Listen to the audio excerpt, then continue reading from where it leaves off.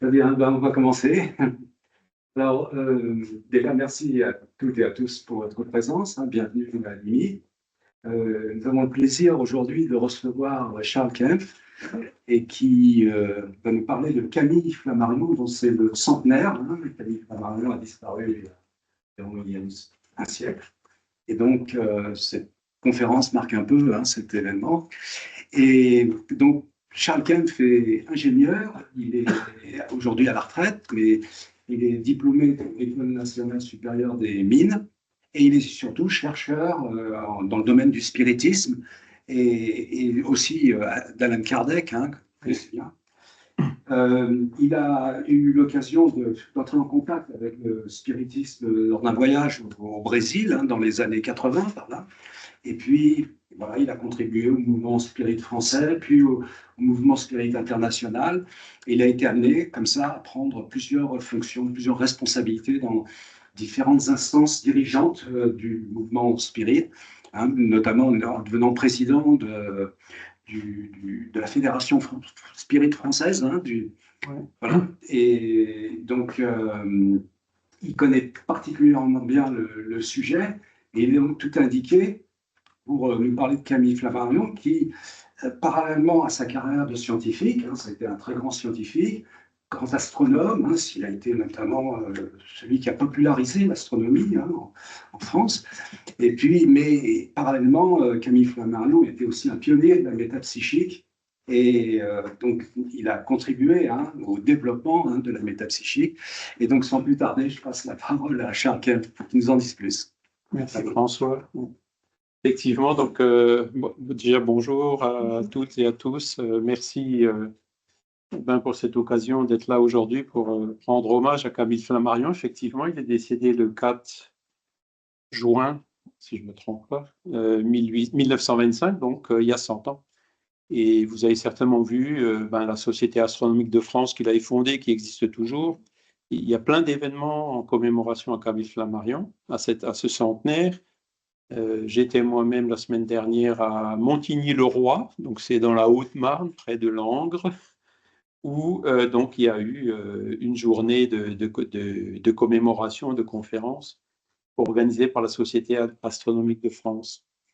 Et donc, voilà, comme l'a dit François, Camille Flammarion, il a deux aspects. Il y a son aspect homme de science et astronome en particulier, mais pas que, vous verrez, il a fait beaucoup d'autres choses.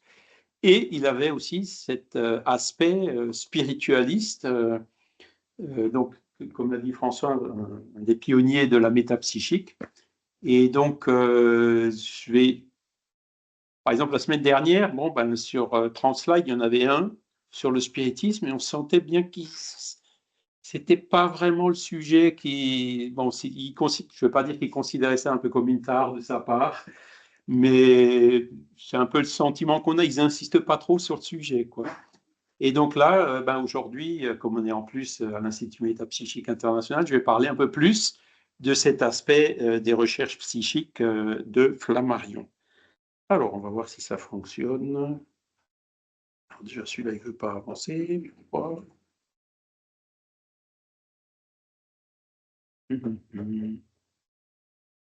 Bon, s'il ne veut pas, des fois, il m'a déjà fait ça. Donc, vous voyez, il est né le 6 février 1842 à Montigny-le-Roi. Donc, c'était là où j'étais la semaine dernière. Bon, tant pis.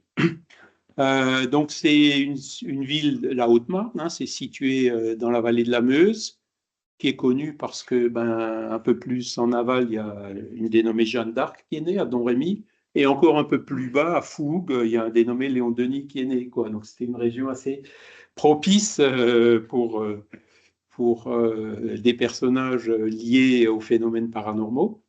Donc là, vous avez la mère, son père, son frère, Ernest Flammarion. Il a créé les librairies, les éditions Flammarion qui existent toujours aujourd'hui. C'était son frère. Voilà. Il avait une sœur aussi qui a fait une belle carrière. Voilà. Enfin, dans toute la famille, comme vous le voyez, son père était agriculteur et sa femme, elle avait sa mère avait un petit magasin. Mais voilà, il le dit lui-même, le fait que comment dire, c'est pas héréditaire, quoi. Hein. Ils n'étaient pas du tout prédestinés à faire les carrières qu'ils ont fait si on regarde uniquement leurs parents. Donc, on continue sans celui-ci. Alors, ce qui est important ici, c'est l'éducation qu'il a reçue. Donc, sa mère était catholique et donc il a été éduqué tout petit catholique. Il était servant de messe, il a appris le latin, etc. Hein. Donc, c'était en tant qu'enfant, voilà comment il a été éduqué. Hein. Pardon. À 11 ans, donc, il a fait l'école primaire. Je n'ai pas encore tout à fait maîtrisé. Voilà, c'est un petit temps de latence. À 11 ans, donc, l'école primaire, il l'a faite à Montigny, donc c'était un très bon élève. Et à 11 ans, ils l'ont mis dans un collège à Langres, un lycée religieux. Et donc, ça lui convenait un peu moins, parce que donc à 11 ans, c'est l'âge où il a commencé un peu à réfléchir et à poser des questions et avoir un peu du mal à trouver les réponses qui satisfaisaient sa capacité de réflexion qu'il avait déjà à cet âge-là. Et voilà, donc il n'est pas resté très longtemps. En plus, ses parents, donc vous voyez, quand il avait à peu près à cet âge-là, ont eu des difficultés financières. Donc, ils ont vendu tout ce qu'ils avaient à Montigny-le-Roi pour payer leurs dettes et ils sont partis à Paris pour essayer de refaire leur vie. Voilà. Et là, vous avez des citations qui sont entre guillemets, c'est ce que j'ai tiré de sa biographie. Alors, je ne vais pas trop insister sur la biographie, puisque vous pouvez la télécharger sur Gallica. C'est passionnant à lire. Hein, il est 500 pages, ça couvre de son enfance jusqu'en 1870. Et c'est là où vous trouvez tous ces détails-là. Donc, j'ai juste extrait quelques passages qui sont intéressants pour le sujet d'aujourd'hui. Et j'ai souligné dans les slides, il y a peut-être beaucoup de textes, j'ai souligné le texte qui est important. Donc là, il nous dit clairement, donc il écrit ça en 1910, donc quand il était déjà plus âgé, quand il a écrit cette biographie. Tant que l'enfant ne raisonne pas, ses enseignements sont peut-être sans grand inconvénient. Il est toutefois toujours fâcheux d'affirmer comme démontrer ce qui ne l'est pas. Donc dès qu'il a commencé à réfléchir un petit peu, eh ben, il s'est rebiffé contre la religion. Hein, et donc, c'est pour ça que... je vais glisser pour moi. Je préférerais que l'engin, là, ici, il fonctionne pour que je ne sois pas obligé... Ah ben voilà, que je ne sois pas obligé de me retourner tout le temps. Voilà. Hop. Donc, et c'est bizarre, bon, je ne sais pas vous, enfin moi en tout cas, j'ai eu un peu la même chose que lui, j'ai été éduqué catholique, et à un moment donné, bon, on commence à raisonner, on commence à poser des questions, puis en Alsace en plus, l'Alsace n'est pas tout à fait laïque comme le reste de la France, hein. Donc on a des cours de religion en école primaire, et donc à un moment donné, quand on pose des questions, on voit que le curé ou le prêtre qui est là, il est un peu gêné, quoi. Et donc, à un moment donné, c'est exactement ce qu'il écrit là. Je dis, bon, non, c'est écrit, donc tu dois le croire. Je suis désolé. Et donc, forcément, on prend de la distance. J'allais quand même encore à la messe parce que ça faisait plaisir à mon grand-père et qu'il y avait chaque fois une petite récompense après, mais c'était tout. Hein. Je regardais la montre du début jusqu'à la fin de la messe, quoi. Et donc, il s'est assez vite retourné donc, pour sortir de la religion. Et donc, les études à Langres, c'était pas tout à fait ça, parce qu'il n'était pas très motivé. Hein. Et donc, ses parents qui étaient installés à Paris, une fois qu'ils avaient une assise correcte, ils ont fait venir les enfants. Et donc, Camille, c'est le 4 septembre 1856, donc il avait 42-56, il avait 12 ans, quand il est venu donc chez ses parents à Paris. Ils habitaient boulevard des Italiens, numéro 17. Et donc, là, les parents, ils ont dit, bon, on va le mettre dans un autre collège, le collège de Saint-Roch, qui était aussi religieux, et donc où il devait continuer ses études secondaires. Mais c'est pareil, il n'avançait pas, quoi, parce que comme il était très autodidacte, il voyait qu'il n'y apprenait rien, et qu'il s'ennuyait, et que ça servait à rien de continuer là-bas. Donc, il a arrêté d'étudier, mais bon, ses parents n'étaient pas riches, il faut bien faire quelque chose. Donc, ils lui ont trouvé un bouquin chez un graveur, un boulot, pardon, chez un graveur, où donc il a commencé à travailler. Alors, c'était des conditions de travail assez difficiles, pas trop de réflexion, rien, enfin, vraiment le boulot. Bon, ben, il a passé 2, 3 ans logé dans une mansarde, nourri de façon spartiate, comme il dit dans sa biographie. Et il a vraiment eu 2 ou 3 ans de conditions très, très difficiles. Mais, comme il le dit aussi, la philanthropie avait déjà créé les cours gratuits du soir. Donc, après le boulot, il allait suivre ses cours du soir. Et c'est comme ça que l'association Polytechnique, il a pu faire quand même continuer des études. Hein. Donc, il était essentiellement autodidacte. Vous voyez, il n'avait même pas toujours la bougie. Il lisait au clair de lune. Enfin, c'était des... Et ce que j'ai souligné en bas, c'est caractéristique aussi de lui quand il dit « Non, la pauvreté, la misère même n'empêche pas le bonheur. On n'a pas le temps d'y songer et en somme, il faut si peu pour vivre et on dort si bien quand on tombe exténué de fatigue. » Donc là, vous avez une image du bonhomme, quoi. Hein, c'était... voilà.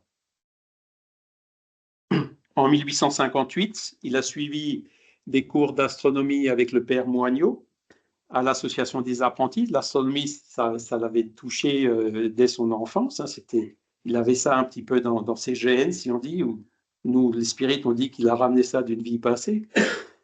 Et donc, à 16 ans, il était même devenu président de l'Académie de la jeunesse, une association qui était récemment créée. C'était son premier discours public. Hein, et il a fait le discours d'ouverture de cette association. 16 ans président d'une association, bon, voilà, il était vraiment très, très précoce.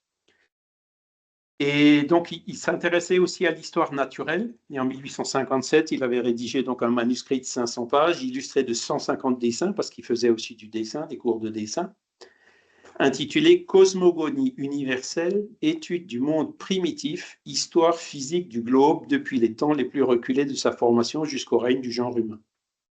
16 ans. Hein. Voilà. Et ces 2 manuscrits ont été publiés plus tard, donc sur le titre Le monde avant l'apparition de l'homme. Et pendant ce temps, évidemment, il travaillait toujours encore chez ce graveur. Hein. Mais après, bon, il lui-même le dit, l'astronomie le séduisait davantage que la géologie. Et puis, c'est vraiment l'astronomie qu'il voulait approfondir. Au mois de mai 1858, à cause du surmenage, travailler, et puis étudier, écrire des manuscrits jusqu'à point d'heure, il a fini par tomber malade. Il suivait des cours de dessin à Saint-Roch, donc le fait de s'inscrire à cette école lui donnait droit à une espèce de couverture médicale. Et donc, quand il est tombé malade, il y a le docteur Édouard Fournier, bien connu par ses études sur le laryngoscope, d'après ce qu'il dit, qui est venu le voir, hein, le médecin qui est venu le voir. Et en allant le soigner, il a dit, mais c'est quoi ça? Et il a vu le manuscrit.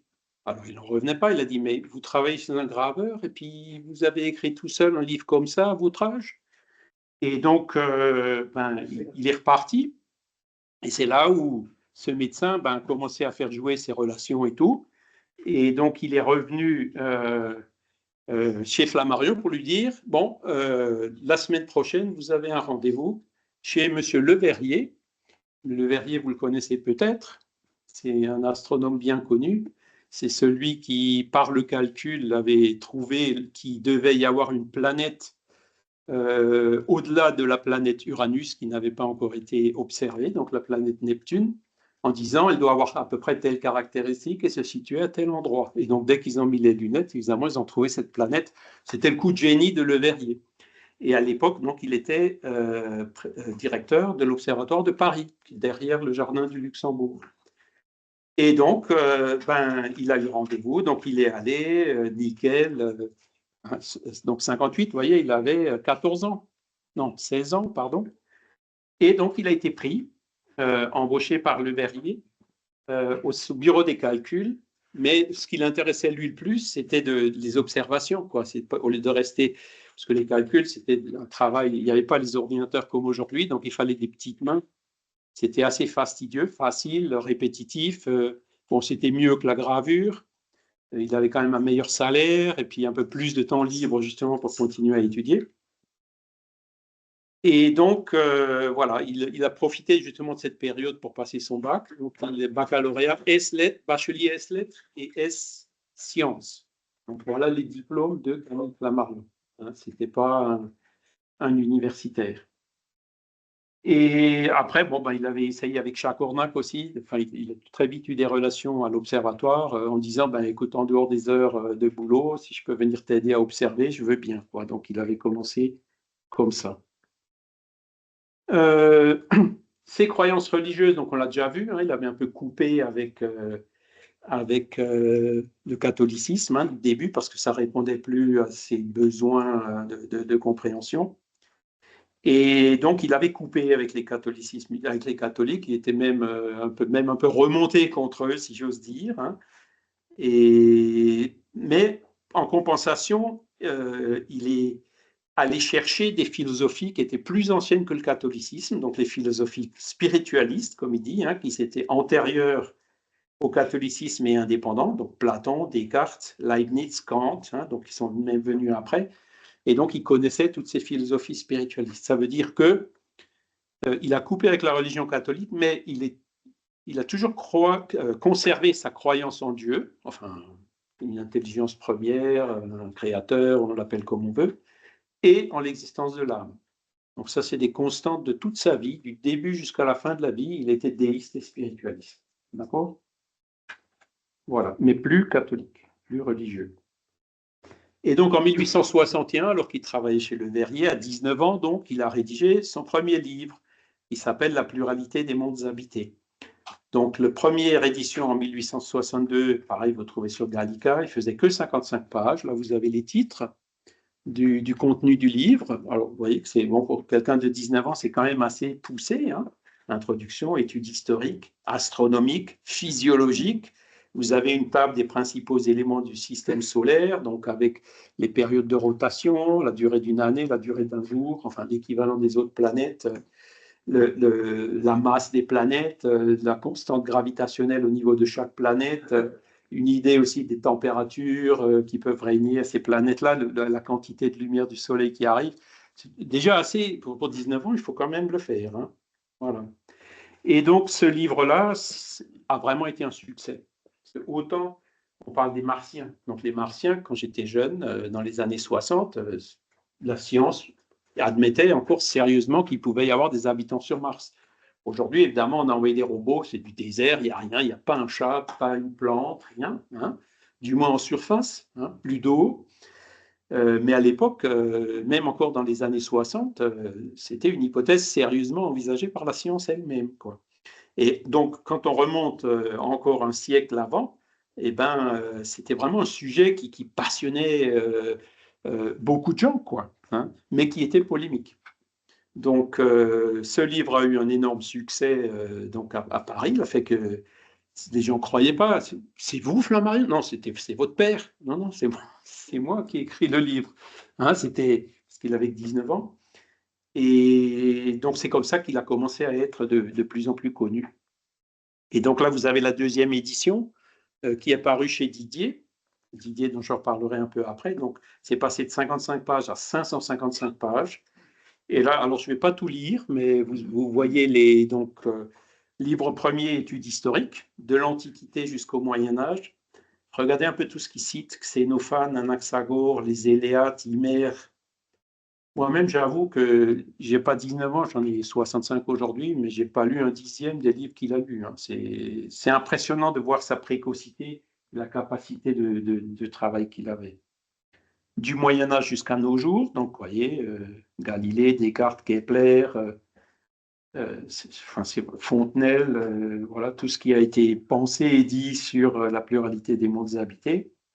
Après, vous avez la description du système solaire, donc le côté astronomique, hein, où on savait déjà quand même pas mal de choses à l'époque. Hein. Étude comparative des planètes, vous voyez, position de la Terre, quantité de chaleur, de lumière, nombre de satellites, l'habitabilité et autres. Cyrano de Bergerac, hein, c'est la masse du Soleil. Après, physiologie des êtres. Qu'est-ce que c'est que les êtres sur la Terre, la vie, la diversité des organismes vivants. Et donc, la réédition, en fait, c'était 1864, donc il avait 22 ans. Donc là, il parle de la vie, hein, livre troisième, numéro 2. L'habitabilité de la Terre. hein, avec tout ce qui est nécessaire, chaleur, température, nécessaire à la forme de vie qu'on connaît nous. Hein. Et il dit aussi à la fin, voilà, il y a des mondes supérieurs, des mondes inférieurs, en disant la pluralité des mondes habités, est-ce qu'ils sont tous au même niveau? Est-ce que la vie est pareille sur tous les mondes? Il a vraiment examiné toutes ces questions. Livre 4e, les cieux, donc c'est là où il parle des systèmes stellaires. Enfin, alors tout ça, évidemment, c'est sûr, quand on le voit aujourd'hui, ça a un peu pris de l'âge, puisque c'est l'évolution de l'astronomie entre temps, quoi, à l'époque, ils pensaient, en observant Mars, qu'il y avait des océans, des canaux, il y avait des taches vertes, ils pensaient que c'était des forêts. Voilà, ils observaient vraiment, ils faisaient des hypothèses sur la base des moyens dont ils disposaient à l'époque. Hein. Donc ces choses-là ont pas mal vieilli. Par contre, pas tout. Il y a plein de choses qu'il a mis dans ce livre-là qui sont toujours encore valables aujourd'hui. Voilà, les habitants des autres mondes, livre 5e. Parler d'habitants de la Lune, alors c'est pareil, là, c'est depuis les années 60 qu'on n'a pas trouvé grand-chose là-bas. Ah, je n'ai pas changé là-bas, je suis désolé. 1, 2. Voilà, les mondes planétaires. Je suis allé plus vite ici que là, donc je vais vous laisser un peu le temps de regarder. Oui, physiologie des êtres. La vie. Habitabilité de la Terre. Les cieux, hein, donc tout ce qu'on voit dans le ciel, les autres planètes, etc. L'humanité dans l'univers, voilà, donc les habitants des autres mondes, tout ce qui a été dit et fait sur ces possibilités de vie ailleurs.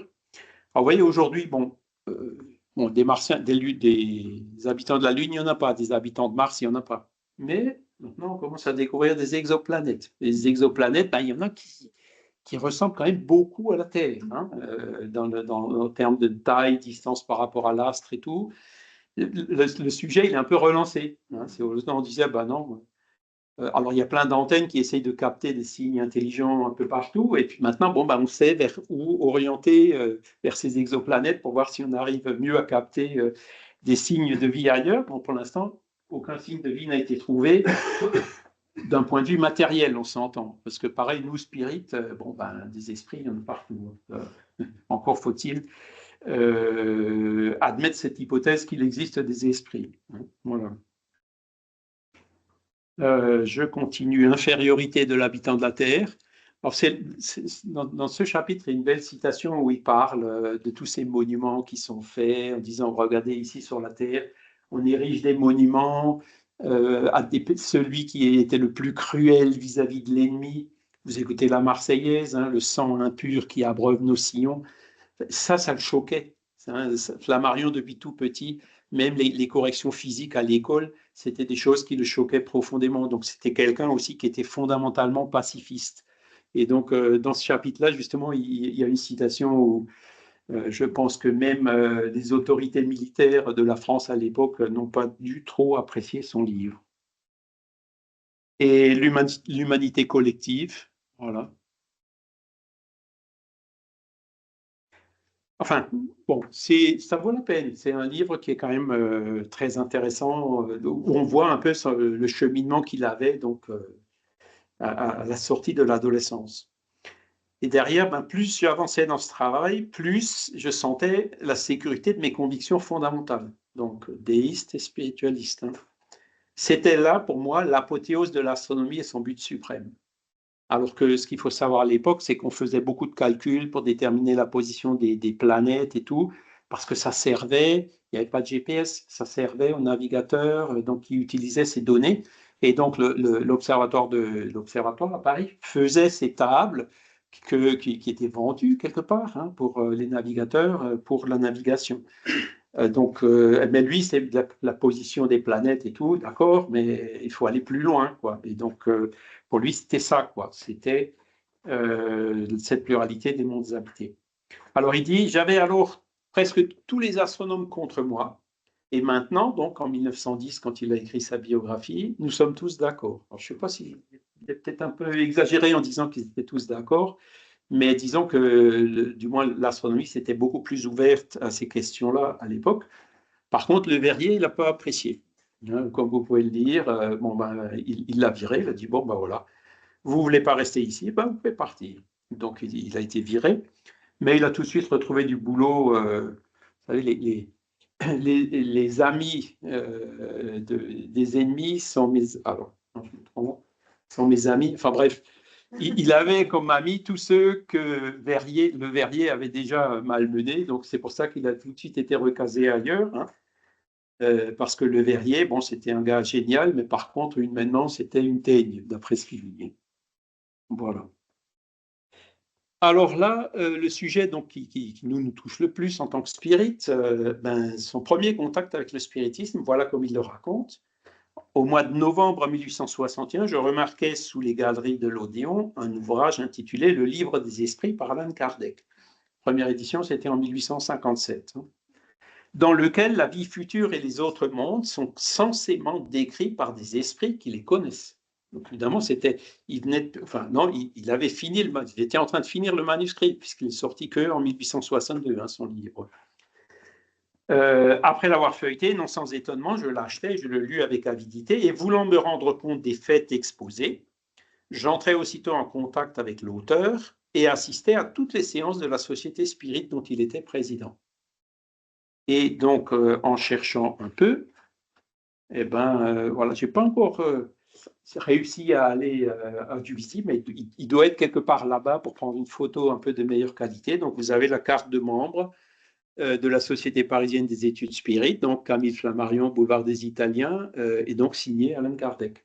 Voilà, donc c'était, et puis vous voyez que c'était le 15 novembre. Donc, il a découvert le livre en novembre, le 15 novembre, il était déjà membre.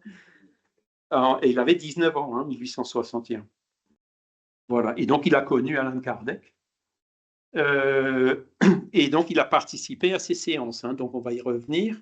Et donc, là-bas, il a appris à connaître plein de gens qui participaient de ce mouvement, de cette société, y compris une demoiselle qui s'appelait Mademoiselle Huet. Je pense qu'elle était plus toute jeune à l'époque.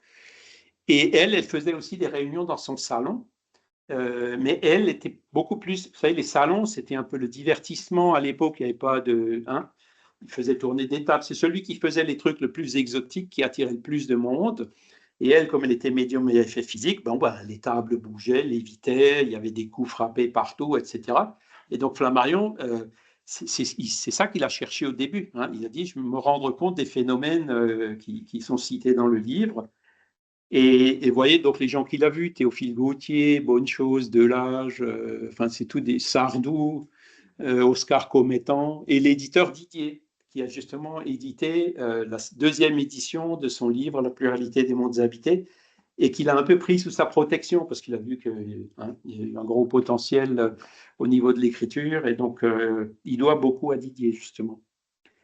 Et alors, ce qui est un peu moins connu, alors là, c'est ce qu'il dit, vous voyez des tables se soulevant entièrement, être frappées sans cause apparente, des chocs qu'on ne pouvait pas expliquer par des actes volontaires des personnes présentes. Pendant plusieurs années, je suivis avec le plus grand intérêt toutes ces expériences, donc à effet physique, comme on dit, et il a même rédigé les comptes rendus pendant plusieurs années. Là, vous avez aussi les 2 volumes que vous pouvez télécharger sur Gallica.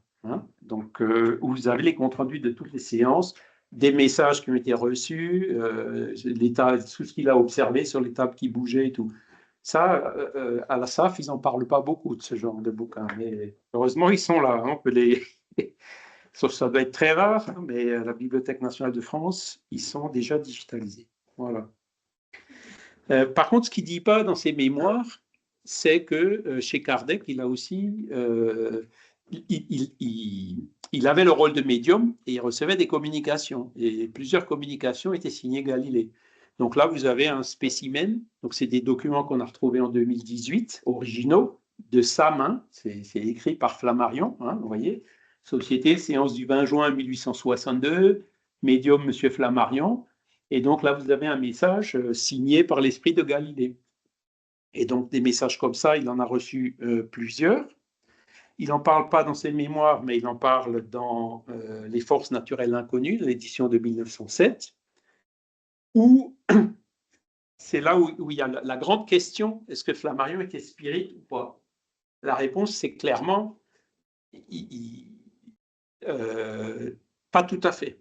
Hein, parce que, voilà, il était convaincu de l'authenticité des phénomènes, donc c'est ce qui développe dans les forces naturelles inconnues. Il était convaincu de l'existence de Dieu, convaincu de l'existence des esprits, mais il n'était pas du tout convaincu des messages qu'il avait reçus de l'esprit Galilée. Donc il dit, ces pages astronomiques ne m'ont rien appris, je ne tardais pas à en conclure qu'elles étaient que l'écho de ce que je savais et que Galilée n'y était pour rien, et que dans ces exercices, il est très facile de s'abuser soi-même et de croire que notre main est sous l'influence d'un esprit différent d'une autre. La conclusion la plus probable de ces expériences a été que l'action de ces esprits étrangers n'est pas nécessaire pour expliquer les phénomènes. Donc, lui, il était dans le doute. Il a dit, ça vient de moi, ça ne vient pas de Galilée. Et ça, c'est un problème bien connu dans le spiritisme, la question qu'on appelle animisme et spiritisme. Qu'est-ce qui vient de notre propre esprit et qu'est-ce qui vient éventuellement d'un esprit tiers? Quel que soit le médium, il y a toujours un mélange des deux. Le meilleur médium qui soit, il y aura toujours 10-20% qui vient de lui. Et un médium débutant, par exemple, il y aura 80% qui vont venir de lui et seulement 20% de l'esprit. C'est un problème qui est bien connu, mais c'est là où Flammarion, il a gardé, là aussi pendant toute sa vie, le doute. Lui, il a dit, ma médiumnité, c'était pas Galilée, ça venait de moi. Alors que Kardec, certainement, ils ont eu de longues discussions avec Kardec. Kardec lui a dit, non, c'est justement parce que tu connais l'astronomie que Galilée s'est servi de toi pour écrire ses messages. Vous voyez?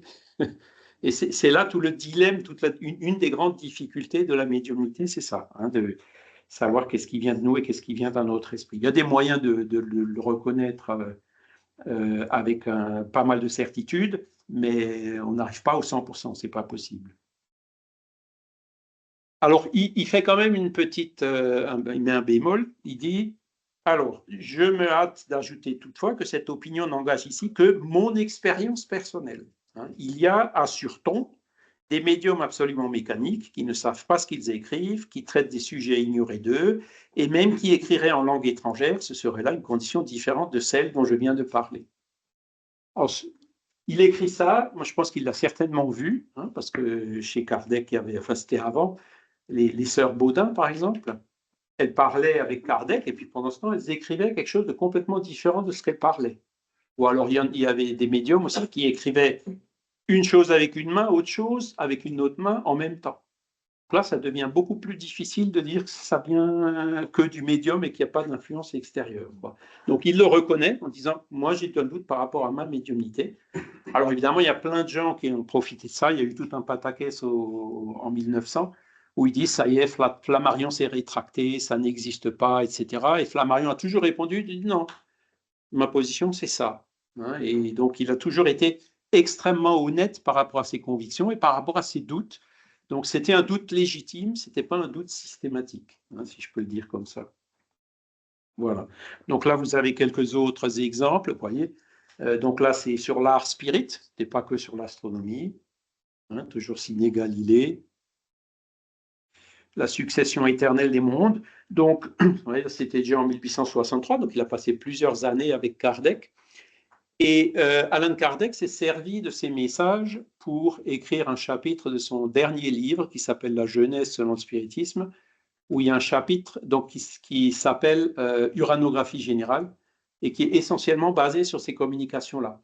Alors maintenant, ce qui est intéressant, c'est qu'on a les communications, donc on compare et on se rend compte que ce n'est pas la même chose et qu'il y a des choses qui, dans les messages, n'étaient pas très précises, disons, et qui ont été corrigées dans un sens qui correspond mieux à ce que la science connaît aujourd'hui. Et donc, clairement, enfin, ce que moi je déduis de ça, sans en avoir la certitude, c'est que Kardec et Flammarion sont restés très amis jusqu'à la mort de Kardec en 69. Flammarion a certainement révisé ces chapitres-là avant la publication du livre. C'est comme ça que je l'interprète, mais ça, on n'en a pas encore la certitude.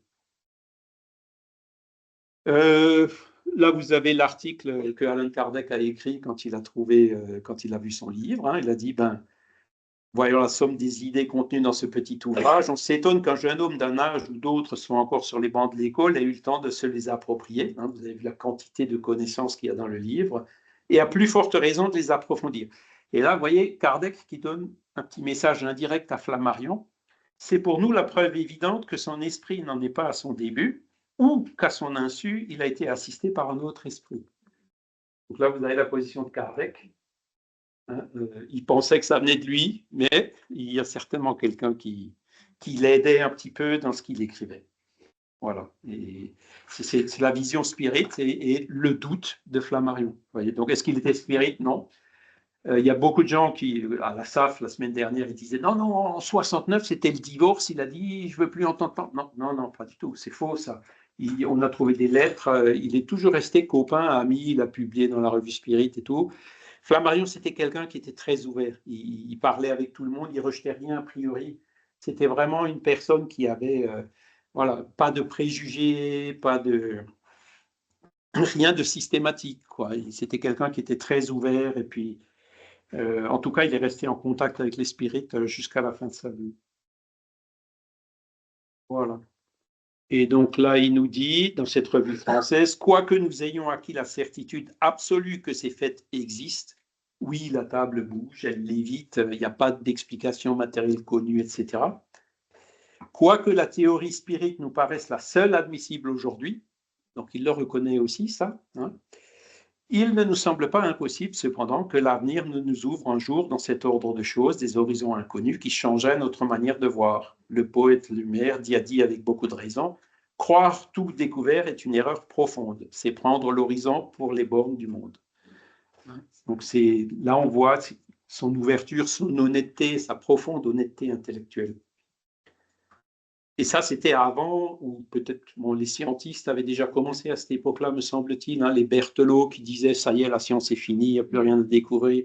Bon, il y a 2-3 bricoles là, et bon, les 2-3 bricoles ont donné la révolution scientifique qu'on connaît bien avec la mécanique quantique et la relativité. Voilà. Mais Flammarion, il n'était pas comme ça, vous voyez, il cite un poème en disant, bon, et je pense qu'il a raison, hein, Kardec a mis une base, il a disons, défini un modèle, hein, voilà, le modèle spiritualiste pour expliquer ces phénomènes-là. Mais il a raison. Hein, le spiritisme, ce n'est pas quelque chose qui est gravé dans le marbre, c'est quelque chose qui va être amené à évoluer en accord avec les progrès des connaissances et de la science. Hein. Ce n'est pas quelque chose de dogmatique, c'est quelque chose qui, voilà, qui suit ce critère de falsifiabilité de l'épistémologie bien connue, qui est venu que 50 ans plus tard, hein, au début du XXe siècle. Un autre, donc il parle de Ferdinand Hoefer, d'après son livre. Ferdinand Hoefer, bon, vous le connaissez, il est très peu connu, mais ça me donne vraiment envie de lire ses ouvrages, parce que c'était quelqu'un qui était donc dans les milieux scientifiques, mais qui avait tout de suite vu les biais et les difficultés de ce milieu scientifique. Hein. Il dit « La recherche de la fortune et l'ambition des honneurs sont incompatibles avec le véritable bonheur de l'esprit. Et la science officielle n'est pas la garantie de la vérité. » C'était peut-être un peu dur, mais aujourd'hui, on voit avec le recul qu'il a quand même fondamentalement des raisons. Parce qu'on cherche toujours dans ces phénomènes-là qui sont éminemment subjectifs, la preuve scientifique, la preuve absolue, ça n'existe nulle part. Ça existe dans les mathématiques, mais ça n'existe pas dans les sciences humaines, dans la physique. Hein. C'est le critère de falsifiabilité aussi qui est venu entre-temps et qui a dit qu'une théorie n'est valable que jusqu'à ce qu'elle soit remplacée par une autre. Hein. Et donc, à l'époque, Ferdinand Hoefer, c'était quelqu'un qui avait bien compris ça. Et il continue en disant « La bonté, cette vertu si nécessaire dans le commerce général de l'humanité, ne paraît pas être d'ailleurs la qualité essentielle des académiciens. » On a vu Le Verrier, mais il y en avait beaucoup d'autres, et il les cite dans son livre, hein, qui étaient des scientifiques, mais qui avaient vraiment des caractères de cochon, quoi. Après, il a commencé à publier dans des revues très connues, hein, donc successeur de Jean Reynaud, collaborateur d'Henri Martin, donc c'est des personnages extrêmement éminents. Le livre l'a vraiment projeté, quoi. Hein, et il a été connu partout. Donc, vous voyez, là, c'est un article dans ce journal où il explique comment on détermine la distance des étoiles à la Terre, du moins pour les étoiles qui sont proches. Hein. Voilà. Deuxième livre, 1865, Les mondes imaginaires et les mondes réels. C'était un complément à la pluralité des mondes habités. Hein. C'est les slides. Ah, je suis en retard. Voilà. Ah oui, vous avez fait comme ça. Moi, je pensais que vous voyiez le petit schéma en bas. Voilà, bon, bah, c'est l'été, l'hiver, enfin, vous voyez, donc pour déterminer la longueur des étoiles, la distance des étoiles. Ça, c'est donc son second livre. Alors là, je passe rapidement, hein, c'est le côté astronomique. L'annuaire astronomique, donc, qui a été publié entre 1865 et 1925, donc chaque année, blum, blum, blum, voilà, cette année, les trajectoires des planètes dans le ciel, etc., les événements, les éclipses, etc. Donc, c'est l'astronomie pure. Et donc, celui-là, cet annuaire astronomique, c'est sa veuve qui a continué à le publier jusqu'en 1965. Hein. Parce qu'il s'est remarié, on le verra après. Donc, cet annuaire, il a été publié pendant 100 ans. Vous voyez. Voilà. Après, ben, les merveilles célestes. Donc là, c'était chez Hachette, livre de poche qui se vendait à des milliers d'exemplaires. Hein, vous voyez, 5500 exemplaires en moins d'un an.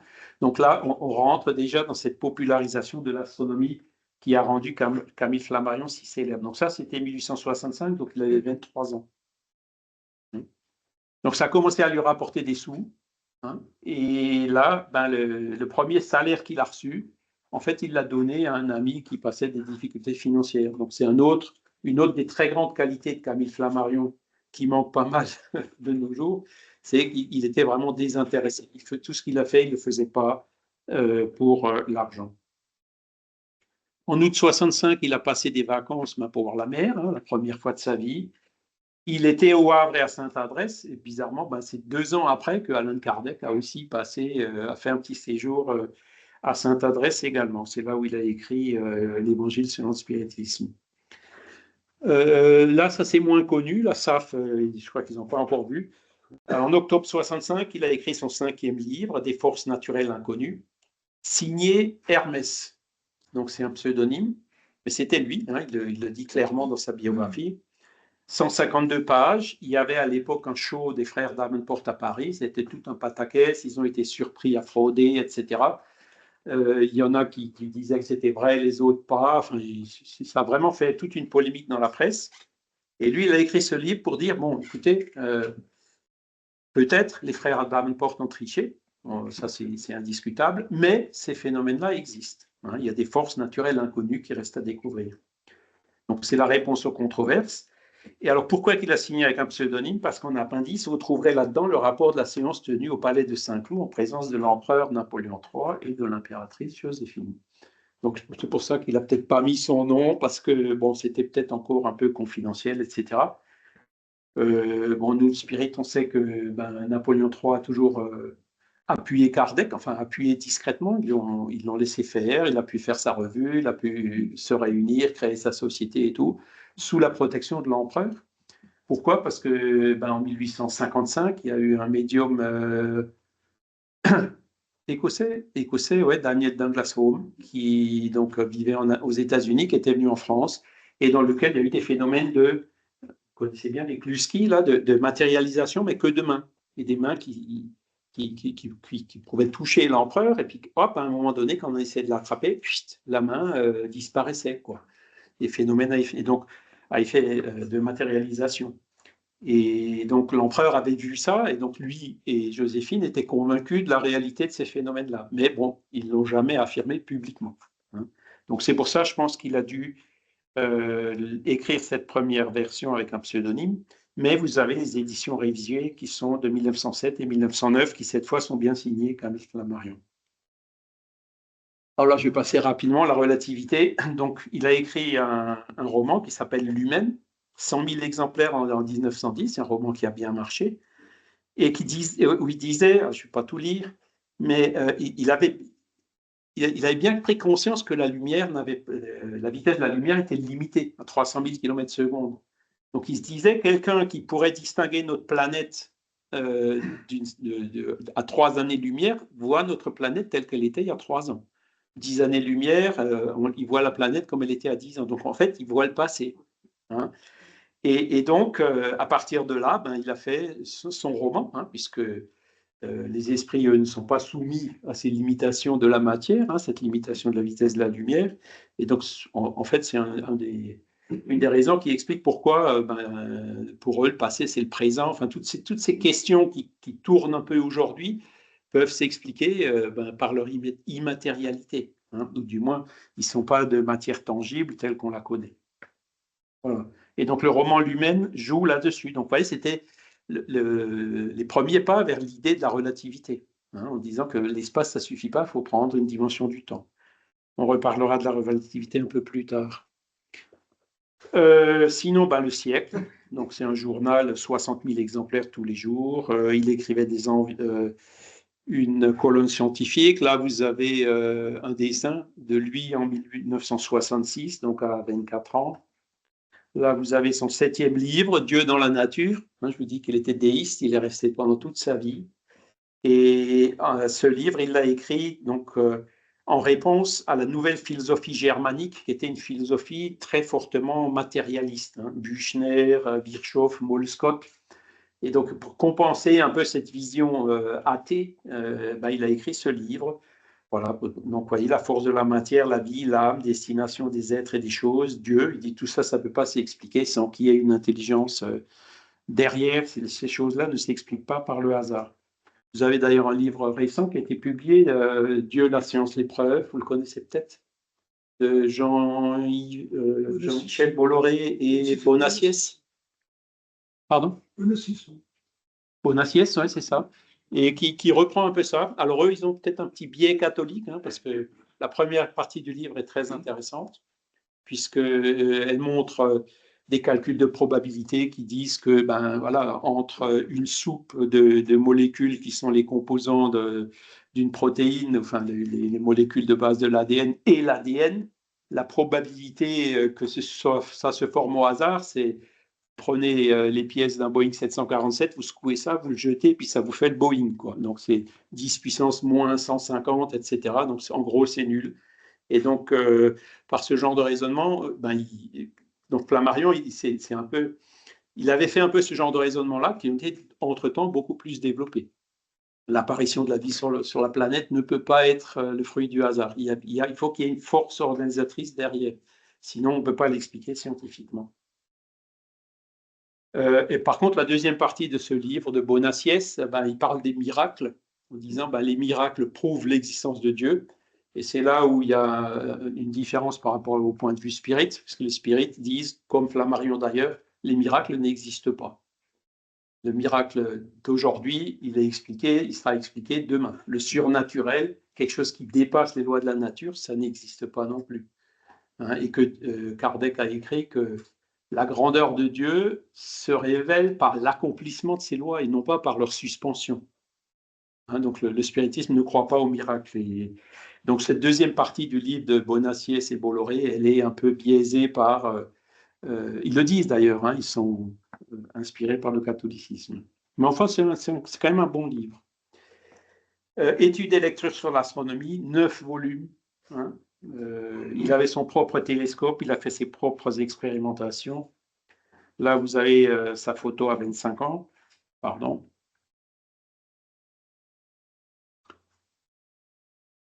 Voilà, sa photo à 25 ans. Alors, il a fait des voyages en ballon, donc c'est assez intéressant, je vais la faire très courte.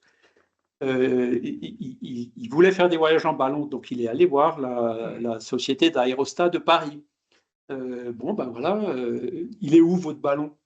Ah, on n'a pas de ballon. Ah bon? Vous êtes une société d'aérostat, vous n'avez pas de ballon? En fin de la réunion, en fait, il est devenu président de la société. Il s'est retrouvé président de la société. Il avait 67, donc il avait 25 ans.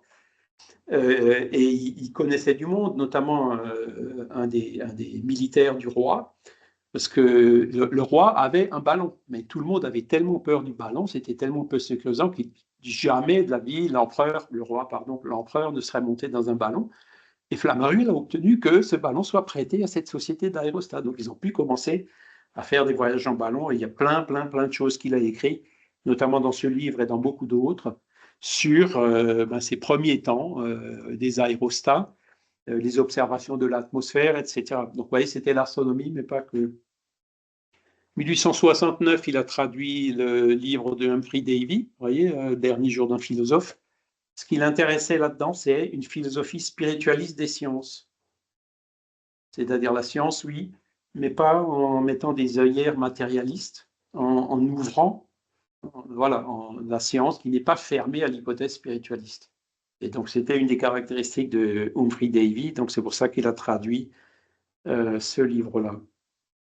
Et le 31 mars 1869, donc, mort d'Alan Kardec, et donc, il avait déjà fait le discours sur la tombe de Didier, l'éditeur, donc, qui est mort en 1865, et ils lui ont demandé donc de faire le discours. Vous voyez, si je m'étais tenu à l'écart depuis quelque temps, surtout n'admettant pas que le spiritisme pût être la base d'une religion avant que les phénomènes ne fussent scientifiquement démontrés et expliqués. Donc c'était pas trop vite, hein, doucement, d'abord valider les phénomènes et on verra la suite après. Cependant, je me rendis à cette honorable invitation et prononçai un discours, parce qu'il était quand même il a toujours été très proche d'Alan Kardec, et parce qu'il lui avait demandé donc de faire le discours, et il l'a fait. Donc là, j'ai quelques extraits du discours. Alors, il y a un petit fascicule qui fait une trentaine de pages. Ça vaut vraiment la peine de le lire dans le détail. Là, j'ai juste quelques phrases que j'ai soulignées pour aujourd'hui. Voilà. J'aimerais leur faire entrevoir quels horizons inconnus la pensée humaine verra s'ouvrir devant elle, à mesure qu'elle étendra sa connaissance positive sur les forces naturelles en action autour de nous. Hein, les forces naturelles inconnues.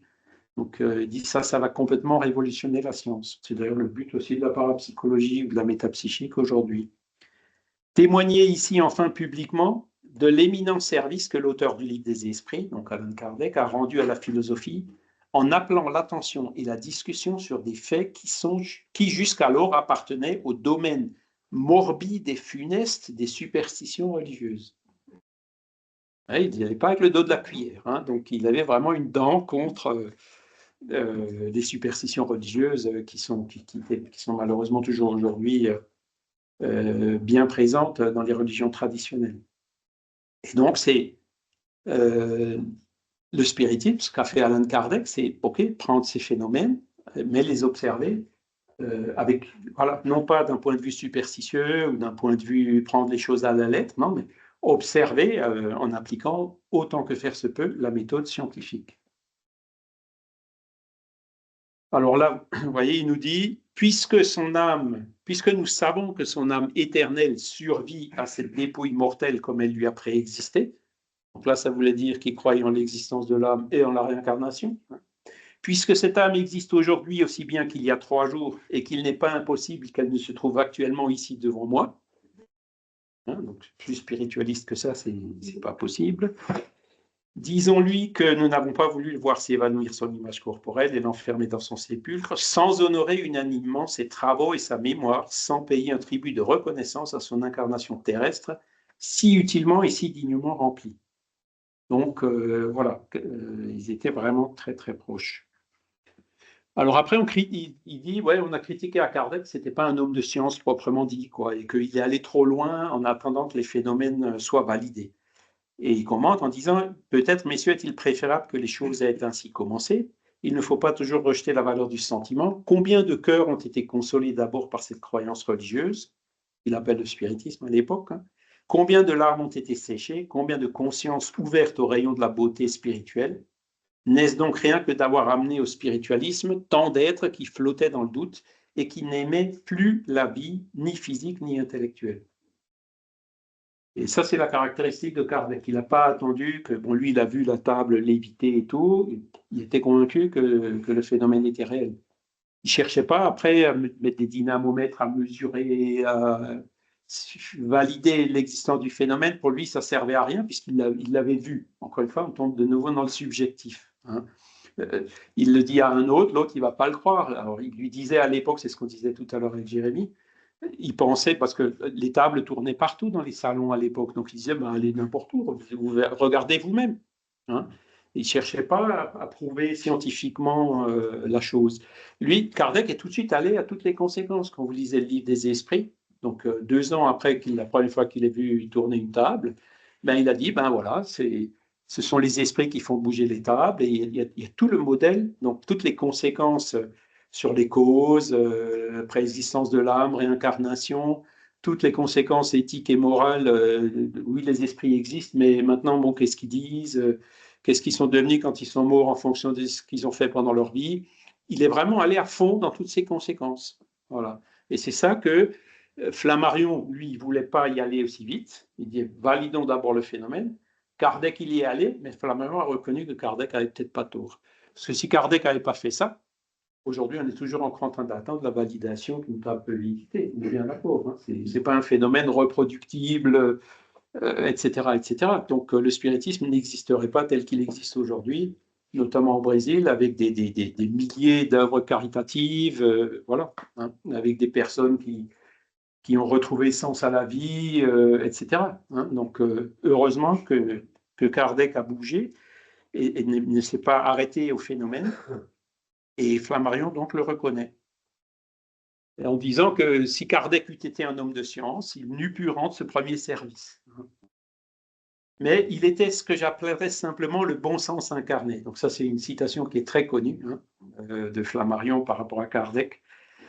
Ce n'était pas là une moindre qualité dans l'ordre des choses qui nous occupent. C'était, on peut l'affirmer, la première de toutes et la plus précieuse, sans laquelle l'œuvre n'eût pu devenir populaire ni jeter ses immenses racines dans le monde. Donc Kardec a étudié ces phénomènes en gardant les pieds sur terre. En gros, c'est ça qu'il veut dire. Et parce que c'est vrai que quand on s'intéresse à ce domaine-là, l'expression que j'utilise, c'est on a très vite fait de se faire satelliser. Hein. L'enthousiasme, ou parfois même l'influence spirituelle qui se fait un peu trop forte. Non, c'est vraiment quelque chose où il faut garder les pieds sur terre. C'est ce qui caractérise Kardec et c'est ce qui devrait caractériser les spirites. Alors, je confesse que ce n'est pas toujours le cas, mais bon. Car, messieurs, donc c'est là où il dit, le spiritisme n'est pas une religion, mais c'est une science. Science dont nous connaissons à peine l'ABC. Vous allez au Brésil, vous demandez c'est quoi le spiritisme. On vous dira c'est une philosophie, une science et une religion. Et Kardec, il n'a jamais dit que le spiritisme était une religion, parce qu'il n'y a pas de dogme, il n'y a pas de rituel, il n'y a pas de hiérarchie sacerdotale, il n'y a pas d'exclusivisme, il n'y a rien.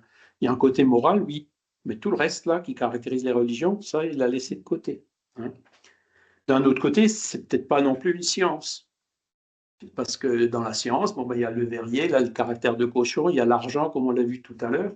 Qu'est-ce qu'il a pris de la science? Il a pris la méthodologie. Descartes à l'époque, Auguste Comte, le positivisme.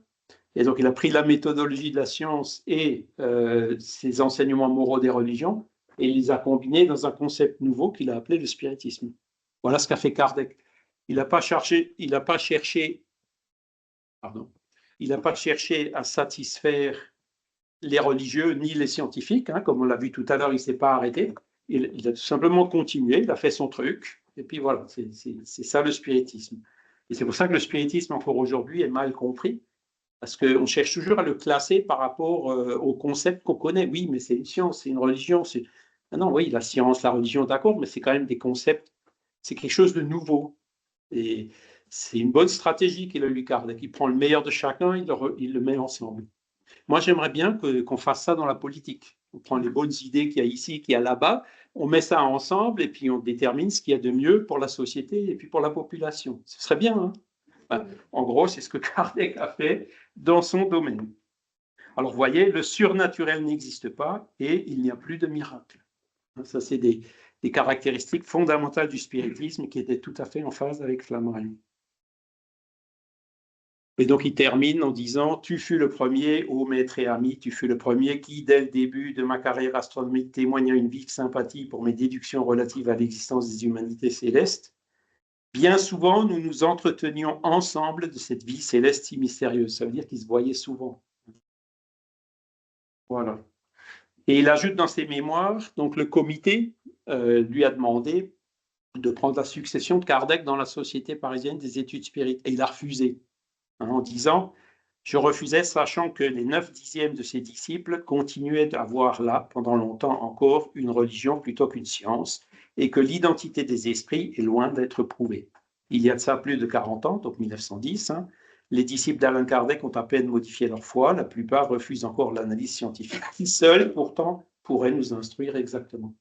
Donc là, je pense que c'est une critique qui est justifiée. Voilà, mais c'est 9/10, donc il y a quand même 1/10 qui sont, disons, des spirites sérieux et ouverts aux recherches scientifiques. Voilà. Et donc ça, la SAF l'interprète comme, ça y est, là, il a divorcé avec le spiritisme, on peut respirer. Désolé, je caricature un peu. 1870, donc c'était la guerre, lui qui était pacifiste et tout, évidemment, voilà. Mais donc il a été promu capitaine, il a participé à la défense de Paris. Les lunettes, au lieu d'être tournées vers le ciel, ben, ils étaient tournées pour trouver où était l'ennemi et puis donner les informations pour qu'ils puissent bombarder ou les empêcher d'avancer, etc. Et donc il habitait à l'époque rue Cassini, hein, et Le Verrier. Alors il n'était pas rancunier, Flammarion, mais quand Le Verrier a été viré de l'astronomie de l'Observatoire de Paris, il l'écrit clairement dans ses mémoires, ben, si, je ne suis pas rancunier, mais je n'étais pas fâché qu'il se fasse virer aussi, quoi. Parce que, ben, en fait, il le dit, c'est parce que, avec son caractère de cochon, en fait, il empêchait le développement, le progrès de la science. En gros, c'est ça, quoi. Alors, 1874, il s'est marié avec Sylvie Pétiot, qu'il connaissait depuis plusieurs années. Donc là, à la SAP, j'ai appris qu'elle était déjà mariée, elle était devenue veuve, il la connaissait avant qu'elle soit veuve. Enfin bref, je ne sais pas si c'est vrai, mais donc ils se sont mariés en 74 et leur lune de miel, c'était un voyage en ballon. Ils sont allés donc de Paris jusqu'à Spa. À l'époque, il fallait avoir du courage quand même pour faire ça. Vous n'aviez pas le gaz, hein, vous savez.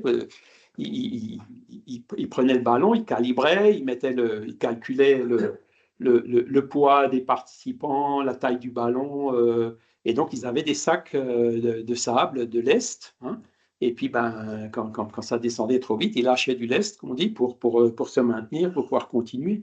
Enfin, c'était très rudimentaire à l'époque. Bon, elle n'a pas eu peur, elle est allée avec lui et avec son frère, hein, dans ce voyage-là. Donc elle aussi avait plein d'affinités, donc elle était scientifique aussi, hein. Elle a fondé aussi une association pacifiste, donc là aussi c'est un grand point d'affinité avec Camille, paye des armements par la femme en 1899. Ce serait bien aujourd'hui ça, hein, notamment dans les pays où les femmes ne sont pas traitées convenablement, disons lointain.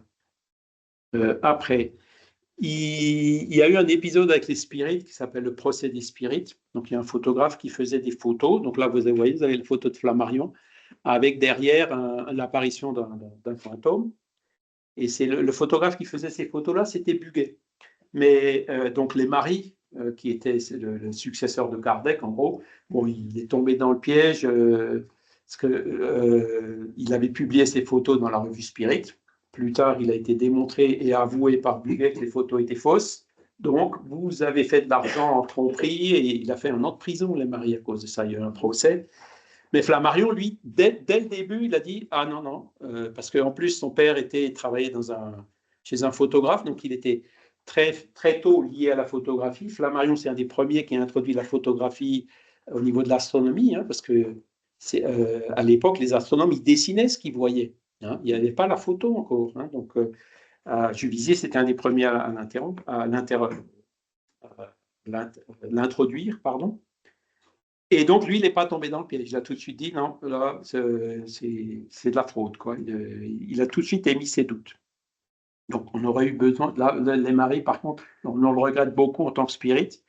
Il aurait mieux valu suivre Camargue dans cet épisode-là. Et là, vous avez son livre, L'astronomie populaire. Donc, je ne sais pas, vous devez peut-être la connaître.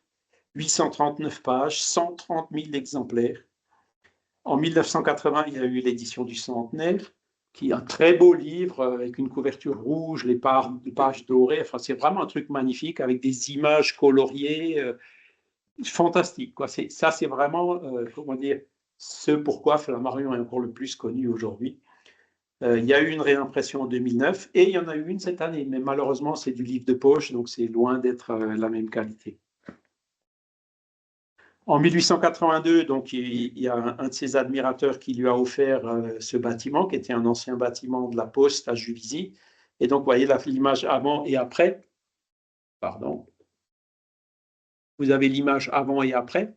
Donc, il a rajouté un accès et une tourelle dans laquelle il a installé le télescope. Donc, cette maison, il l'a transformée en observatoire. Et donc, ça existe toujours encore aujourd'hui. C'est là où se trouve le musée, le fonds, les archives Camille Flammarion. Voilà. Et donc là, vous avez une photo. Hein, donc, c'était quand même un télescope de 3750 mm de focale, 240 mm de diamètre. Et il avait plein de collaborateurs. Il y a plein de gens qui ont commencé à le rejoindre pour faire des travaux divers et variés. Donc, vous voyez, l'étude physique des planètes, application de la photographie, comme je viens de le dire, météorologie, climatologie, radioculture, hein, étude de l'influence des rayons solaires sur la forme, la taille et la couleur des plantes. Il avait des serres avec des toits de différentes couleurs et puis il déterminait quelle couleur était la plus propice au développement des plantes. Donc, ce n'était pas que l'astronomie, il s'intéressait vraiment à plein de sujets. Au début des années 1890, donc il a fréquenté Charles Richet, Xavier Dariex, les annales des sciences psychiques, ils ne sont pas loin là, je crois. C'était un peu le... Il répliquait ce qu'avait commencé la Société des recherches psychiques de Londres avec les Proceedings, hein, c'était la version française. Et donc, il y était impliqué dès le début avec des gens comme William Crookes, Lombroso, Maxwell, Oshorowitz, Albert de Rocha, Schrenk-Notzing, etc. Donc là, il a commencé à rentrer dans ce domaine des études psychiques. Ils appelaient ça les études psychiques, qui sont devenues plus tard la métapsychique et qui sont aujourd'hui la parapsychologie. C'est là où il est devenu vraiment plus actif dans ses recherches psychiques. Hein. Et une autre caractéristique de Camille Flammarion, qui existe toujours dans ses archives, mais qui n'a pas été exploitée jusqu'à aujourd'hui, sauf les livres qu'il a publiés lui-même, c'est qu'il recueillait des dizaines, des centaines de témoignages de faits paranormaux, de maisons hantées ou autres. Et donc, il a une grosse base de données au niveau de cette phénoménologie. C'est ce qu'il a publié dans ses derniers livres, comme on le verra. Et c'était aussi une de ses caractéristiques, un travail qui ressemble à celui qu'a fait Ernesto Bozzano, hein, pour récolter des témoignages, des phénomènes, de tous ces phénomènes paranormaux. 1894 à 1848, donc il a écrit un dictionnaire encyclopédique universel contenant tous les mots de la langue française et résumé l'ensemble des connaissances humaines à la fin du XIXe siècle. 8 volumes de 1000 pages. Moi, je me demande comment il faisait, quoi. C'est incroyable, incroyable. Là, vous avez la liste des livres qu'il avait déjà publiés en 1900. Donc, vous voyez, ça tient déjà en petites lettres sur 2 colonnes. 1898, il a commencé à organiser des séances chez lui, donc notamment avec Eusapia Palladino. Il l'a surprise à frauder. Hein. Une suspicion qui lui était venue des précédentes expériences, hein, en disant « J'ai vu de mes propres yeux les photos préparées par Bugey. Hein. Vu de mes propres yeux Slade écrire sous la table sur une ardoise cachée. » Voilà, donc des fraudes, il y en a eu. Hein. Il y en a toujours. Il l'a reconnu, les spirites le reconnaissent aussi. Hein. Par contre, ce n'est pas parce qu'on peut frauder ou imiter quelque chose que la chose n'existe pas. Et c'est le même raisonnement que Flammarion a toujours fait. Il n'est pas revenu en arrière sur les forces naturelles inconnues ou sur la réalité de tous ces phénomènes. Voilà. Alors, je pense que la photo du haut, c'est bien chez lui, mais la photo du bas, je crois que c'est plutôt celle qui a été prise à Montfort-l'Amaury. Voilà. Et donc là, vous avez les livres qu'il a commencé à publier beaucoup plus spécifiquement sur ce domaine-là, donc l'inconnu et les problèmes psychiques. Manifestation télépathique de mourants, apparition, télépathie, communication psychique, suggestion mentale, vue à distance, le monde des rêves, divination de l'avenir. Et il y a 76 cas, donc je vous dis, il rassemblait des cas, il en a mis 76 dans ce livre-là. Donc c'est ce genre de phénomène qui intéresse aussi toutes les recherches psychiques et métapsychiques encore aujourd'hui. 1907, donc je vous en ai déjà parlé, hein, c'est la révision des forces naturelles inconnues, hein, qu'il a donc pu augmenter et publier sous son nom en 1907.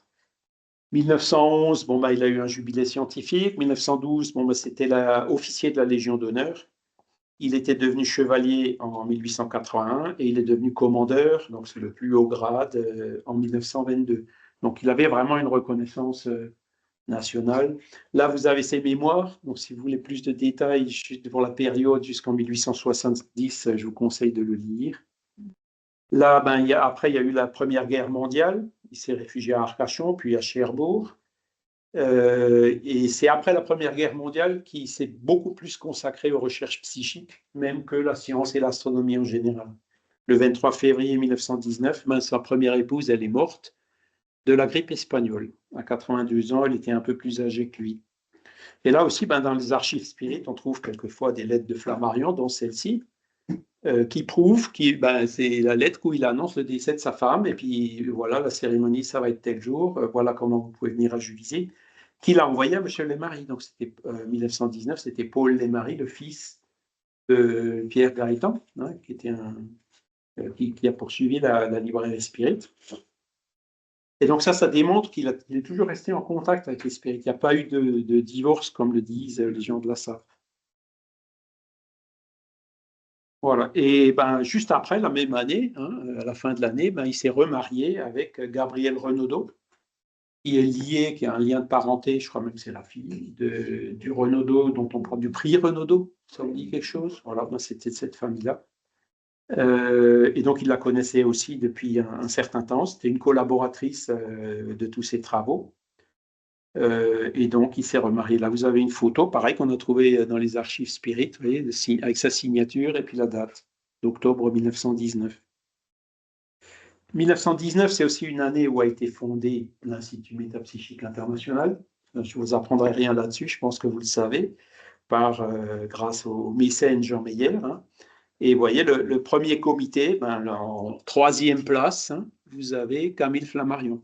Donc, il a participé à cette fondation.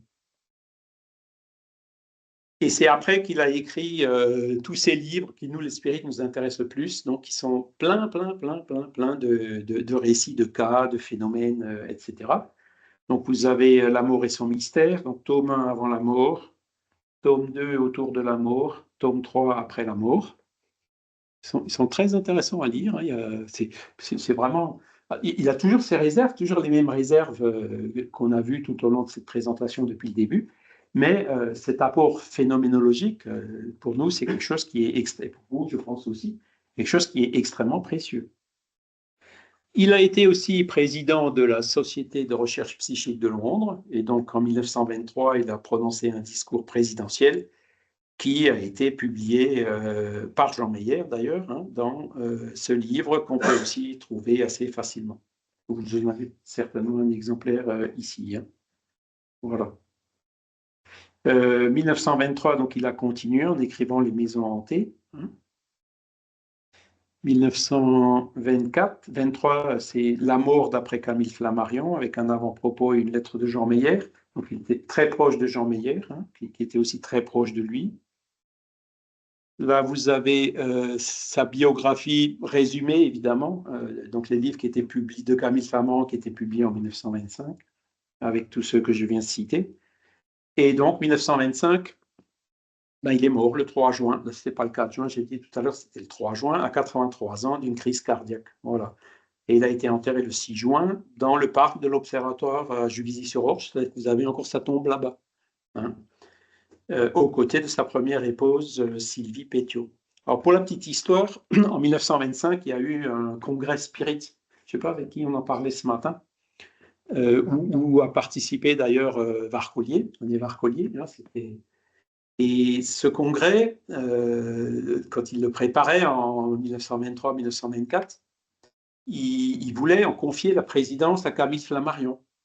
Et il y a des communications spirituelles qui ont dit « Non, ça ne peut pas être Camille Flammarion, choisissez quelqu'un d'autre. » Bon, c'est a posteriori qu'on comprend pourquoi ils ont écrit ça. Bon, voilà. Et le congrès a été finalement présidé par Léon Denis. Et Léon Denis, lui, il est mort qu'en 1927. Voilà. C'est là, la photo avec la barbe. Il va peut-être bientôt y avoir un film aussi dans la Fondation Albert Kahn. Si vous voulez voir un film où il y a Léon Denis, vous allez à la Fondation Albert Kahn à Boulogne. D'ailleurs, c'est magnifique. Profitez-en pour visiter le parc et regardez un peu toutes les images. Enfin, c'est quelque chose, quand on le découvre, on tombe des nues. Moi, je ne savais pas que ça existait. Eh ben, il y a un film qui a été fait au Congrès Spirit de 1925 où, me semble-t-il, aussi on voit Varcollier. Alors, si quelqu'un est physionomiste et pourrait m'aider à être sûr que c'est bien lui, je suis preneur. Voilà.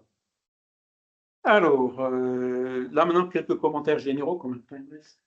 J'ai déjà dépassé combien d'heures? Quart d'heure, ouais, il faut quand même laisser la place pour les questions. Alors, c'était un homme du 19e siècle, c'était pas vraiment un scientifique, c'était un autodidacte extrêmement cultivé. Il a écrit plus de 29 000 pages en 60 ans. Voilà, mais ce n'était pas un universitaire. Et il était plus orienté vers la vulgarisation de la science, la popularisation de l'astronomie. Mais il a eu un succès dans le monde entier. Son opinion sur Dieu, voilà, ben, il a écrit Dieu dans la nature, où il est très clair, hein, prouvant l'existence d'un esprit organisateur manifesté dans l'univers tout entier. Et à la fin, il écrit, donc dans ses mémoires, « Je m'éloignais des deux écoles extrêmes, la religion généralement acceptée et la négation matérialiste. » Donc, vous voyez les deux extrêmes. Pour chercher dans la philosophie rationnelle se tenant à égale distance de ces extrêmes, les lueurs de vérité apportées par le flambeau des sciences positives. C'est écrit avec son style et sa poésie. C'est quelque chose qui est fondamentalement vrai et sage. Opinion sur le libre arbitre. Donc Laplace, il était bien connu, hein, c'était un déterministe pur et dur, matérialiste, etc. Et, voilà, et Flammarion qui écrit, contrairement à Laplace et aux partisans modernes du déterminisme fatal, je crois à une certaine indépendance relative de la volonté humaine et à la responsabilité. Nous sentons parfaitement en nous-mêmes que nous pouvons agir plus ou moins bien ou plus ou moins mal, que nous pouvons être plus ou moins égoïstes ou plus ou moins utiles ou nuisibles. Donc, en gros, il était partisan du libre arbitre. L'esprit existe en soi, le sentiment fait partie de l'esprit. Donc, c'est toujours dans les mémoires d'un astronome. Opinion sur l'évolution de l'âme et la pluralité des mondes habités. Si l'ensemble des humanités sidérales forme une série progressive d'êtres pensants, depuis les intelligences d'en bas, à peine sorties des langes de la matière, jusqu'aux divines puissances qui peuvent contempler Dieu dans sa gloire et comprendre ses œuvres les plus sublimes, tout s'explique et tout s'harmonise. L'humanité terrestre trouve sa place dans les degrés inférieurs de cette vaste hiérarchie et l'unité du plan divin est établie. Donc on commence tous, hein, comme le dit Kardec, esprit créé simple et ignorant. Donc aujourd'hui on sait ce que c'est, il suffit de voir l'homme préhistorique, hein, Néandertal, peut-être même un peu avant. Et puis au fur et à mesure on évolue. On en est peut-être au stade 2 sur 10, mais il y a le stade 3, 4, 5. Voilà, l'évolution ne s'arrête pas. Hein. Donc il était aussi clairement un point tout à fait en commun avec la philosophie spirit. Einstein, la théorie d'Einstein. Qu'est-ce que parce que Einstein c'était 1905, hein, Flammarion est mort 25 ans plus tard. Et donc j'ai trouvé dans qu'est-ce qui s'est passé là? C'est moi qui ai fait ça. Oups. Ah, j'ai pas de escape là-dessus. Suivante, ouais, ça doit aller.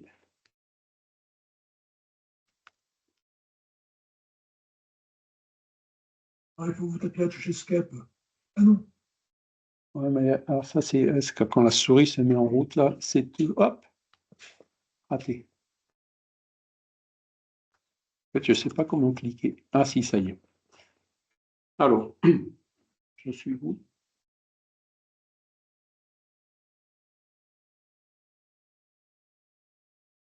Voilà. Donc, à l'époque, il avait déjà bien, donc dans la revue d'astronomie de 1920, volume 34, de siècle en siècle, la science se transforme et elle progressera toujours. L'essence des choses nous est inconnue. Ça aussi, il a raison. Je sais que je ne sais rien. Tout notre savoir n'est qu'une interprétation des phénomènes. L'absolu nous reste secret. Hein, donc là aussi, il sentait bien le rôle de la conscience, de l'observateur, enfin, toutes des questions qui sont vraiment d'actualité dans la science. Qu'est-ce que la gravitation universelle décrite par Newton? Où est l'élastique qui relie le Soleil à la Terre et qui relie la Terre à la Lune? Le graviton, on ne sait toujours pas, la science ne sait pas expliquer. On connaît les lois, mais on ne sait pas vraiment ce qu'il y a derrière. Alors, bon, ça avance quand même avec le boson de Higgs, mais bon, on n'est toujours pas au bout de nos peines. Alors, la théorie actuelle admet que l'espace est rempli par l'éther qu'on a longtemps oublié, qui bizarrement aujourd'hui semble vouloir revenir. Hein, c'est ce que il y a des gens qui en parlent un peu, notamment Philippe Guillemont, mais pas que. Comparable aux ondulations qui se produisent dans une pièce d'eau dans laquelle on a jeté une pierre. Les longueurs d'onde sont même mesurées. Newton pensait au contraire que la lumière représente une émission de particules lancées du Soleil et des étoiles. Donc, est-ce que la lumière, c'est une onde ou c'est une particule? Bon, il y a De Broglie qui est venu, qui a concilié les deux avec la dualité onde-particule. Mais à l'époque, il n'y avait pas. Mais il était bien conscient du problème. Donc, c'est l'un ou c'est l'autre. Alors, il dit, ce sont des théories qui sont plutôt opposées. Hein. Voilà. Et lui, donc, alors, il observait les comètes. Vous savez qu'une comète, la queue, elle est toujours en opposition par rapport au Soleil. Hein. Donc, comme si le Soleil poussait les poussières de la comète toujours dans la même direction. Et donc, c'est ça qui lui disait, hein, les queues cométaires, oui, c'est ça, sont en faveur de l'idée newtonienne, c'est-à-dire que c'est plutôt des particules. Mais aujourd'hui, on sait qu'évidemment, ce n'est pas si simple. Et c'est là où il dit, voilà, il y a un physicien suisse, déjà célèbre par sa théorie fort discutée sur la relativité, M. Albert Einstein. Donc, ce qu'il faut savoir, c'est que en fait, la relativité, elle est rentrée dans les universités en France qu'un peu plus tard, avec notamment Paul Langevin, parce qu'il y avait beaucoup de résistance pour admettre cette théorie. Hein. Elle a mis une bonne vingtaine d'années avant de faire, je dirais, un consensus, du moins en France. Hein. Alors, c'est là où il commence à discuter. Pour ce philosophe, l'espace n'est pas absolu mais relatif, qui plus est relié au temps, l'espace-temps. Le temps devient une quatrième dimension de l'espace. Cette conception paraît nouvelle, etc. J'avoue pour ma part que je ne la comprends pas. Donc, il n'avait pas compris encore la théorie de la relativité à l'époque, et il l'avoue humblement. Mais d'un autre côté, il ne la rejette pas. Hein, il dit, bon, c'est quand même un progrès. Moi, j'avoue que je ne la comprends pas. Comme il disait, moi, j'avoue que dans mon cas de médiumnité, je pense que ça venait de moi et pas de l'esprit de Galilée. Il a toujours été très honnête dans ces choses-là, mais ce n'était jamais pour lui une raison pour dire, dans mon cas, ça ne marche pas, donc ça ne marche jamais. Parce que là, il serait sorti du raisonnement correct. Voilà, en disant que l'espace et le temps ne se tiennent pas, que dans l'espace absolu, le temps n'existe pas, l'espace existe par lui-même, le temps est créé par le mouvement. C'est pareil, j'ai écouté une conférence de Guillemot qu'il a donnée il y a 15 jours à Liège, où il dit il n'y a pas d'espace et il n'y a pas de temps. Enfin, bon, aujourd'hui, ces notions-là sont un peu dans l'absolu, on s'entend, hein, parce que nous, quand on a un train à prendre, etc., on sait bien qu'il y a le temps et qu'il y aura un certain espace d'ici jusqu'à la gare. Mais dans l'absolu, c'est nettement moins clair. Alors, il avait bien compris donc, les trois méthodes de vérification qui avaient été citées par Einstein pour vérifier sa théorie. Hein, donc, les rayons lumineux qui sont déviés par le Soleil, le périhélie de Mercure qui se déplace, et les raies du spectre solaire, donc c'est le redshift, hein, au niveau des astres. Alors, il dit, on a vu que la première de ces conséquences est vérifiée. Donc, ils avaient déjà fait à l'éclipse de 1919 la vérification de la déviation des positions des étoiles par le Soleil. La seconde position du périhélie de Mercure s'accorde avec la fameuse théorie. La troisième, celle du décalage des raies du spectre, ne se vérifie pas. Donc le redshift, il n'était pas convaincu. Bon, aujourd'hui, évidemment, le redshift, il est universellement admis. Mais bon, voilà, c'est là où on voit que pour toutes ces connaissances scientifiques, il faut se remettre dans le contexte de l'époque.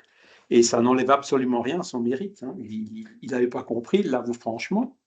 Mais derrière, quand même, il conclut. Excusez-moi. Derrière, il a conclu. Ceux qui ont étudié les phénomènes psychiques savent que la matière et l'énergie sont intimement associées. Et oui. Que la matière passe à travers la matière. C'est les expériences de. Ah, comment il s'appelle l'allemand là, Leipzig? Zöllner, voilà. De Zöllner. Voilà. L'espace a plus de 3 dimensions. Il y a des dimensions spirituelles. Le temps n'est pas ce qu'il paraît vulgairement et que l'avenir peut être vu comme le passé, la précognition, les somnambules qui arrivent à revenir dans le passé.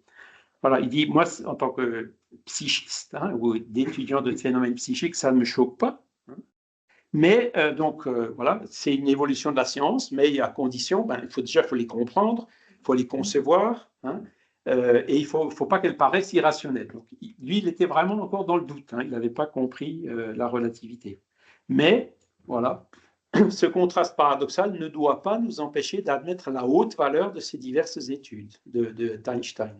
Elles constituent seulement un degré de plus dans l'ascension de la pensée humaine vers la connaissance intégrale de la réalité. Donc, je ne comprends pas, mais ce qu'il fait, c'est bien, parce que la science, grâce à lui, ou grâce à ces choses-là, avance. Les bradites, alors, je ne vais pas m'étendre sur le sujet, ce n'est pas ma spécialité, c'est à l'époque, comme ils observaient les étoiles, il y a des gens qui ont demandé est-ce qu'il a observé des ovnis? Ben oui, et donc à l'époque, ils appelaient ça les bradites. Donc je vous oriente vers une conférence que vous trouverez sur YouTube, sur Nurea TV, si je me rappelle bien, donc de Jonathan Ginet, qui parle de ce sujet de façon très intéressante. Les commémorations du centenaire, vite fait. Donc vous avez plein d'événements, vous avez un site camilleflammarion.fr. Allez voir parce que c'est pas fini, il y en a encore, notamment il y en aura sur Paris. Vous avez aussi ce projet qui s'appelle Archiflamme. Donc c'est un accord qui a été fait avec avec des différentes universités, des centres de recherche, où ils vont maintenant digitaliser les archives de Camille Flammarion, qui sont en fait très peu connues, qui ont été très peu exploitées. Et donc, dans ce qui m'intéresse, c'est qu'il y a 4 volets. Les sciences et techniques de l'Observatoire en milieu amateur, donc je les lis parce que vous n'arrivez pas à le lire. Dimension épistémique et sociale d'un réseau transnational. Petit c, technique littéraire dans les écrits scientifiques populaires. Petit d, spiritisme et recherche sur la vie après la mort et la vie extraterrestre. Voilà. Donc, pas de tabou, ils vont bien, traiter toutes les archives de Flammarion sans rejeter celles qui, parfois, peuvent être mal comprises par ceux qui sont notamment matérialistes. Voilà, donc je m'arrête ici et si on a encore quelques minutes, je suis disponible pour répondre à vos questions. D'abord, on va vous applaudir.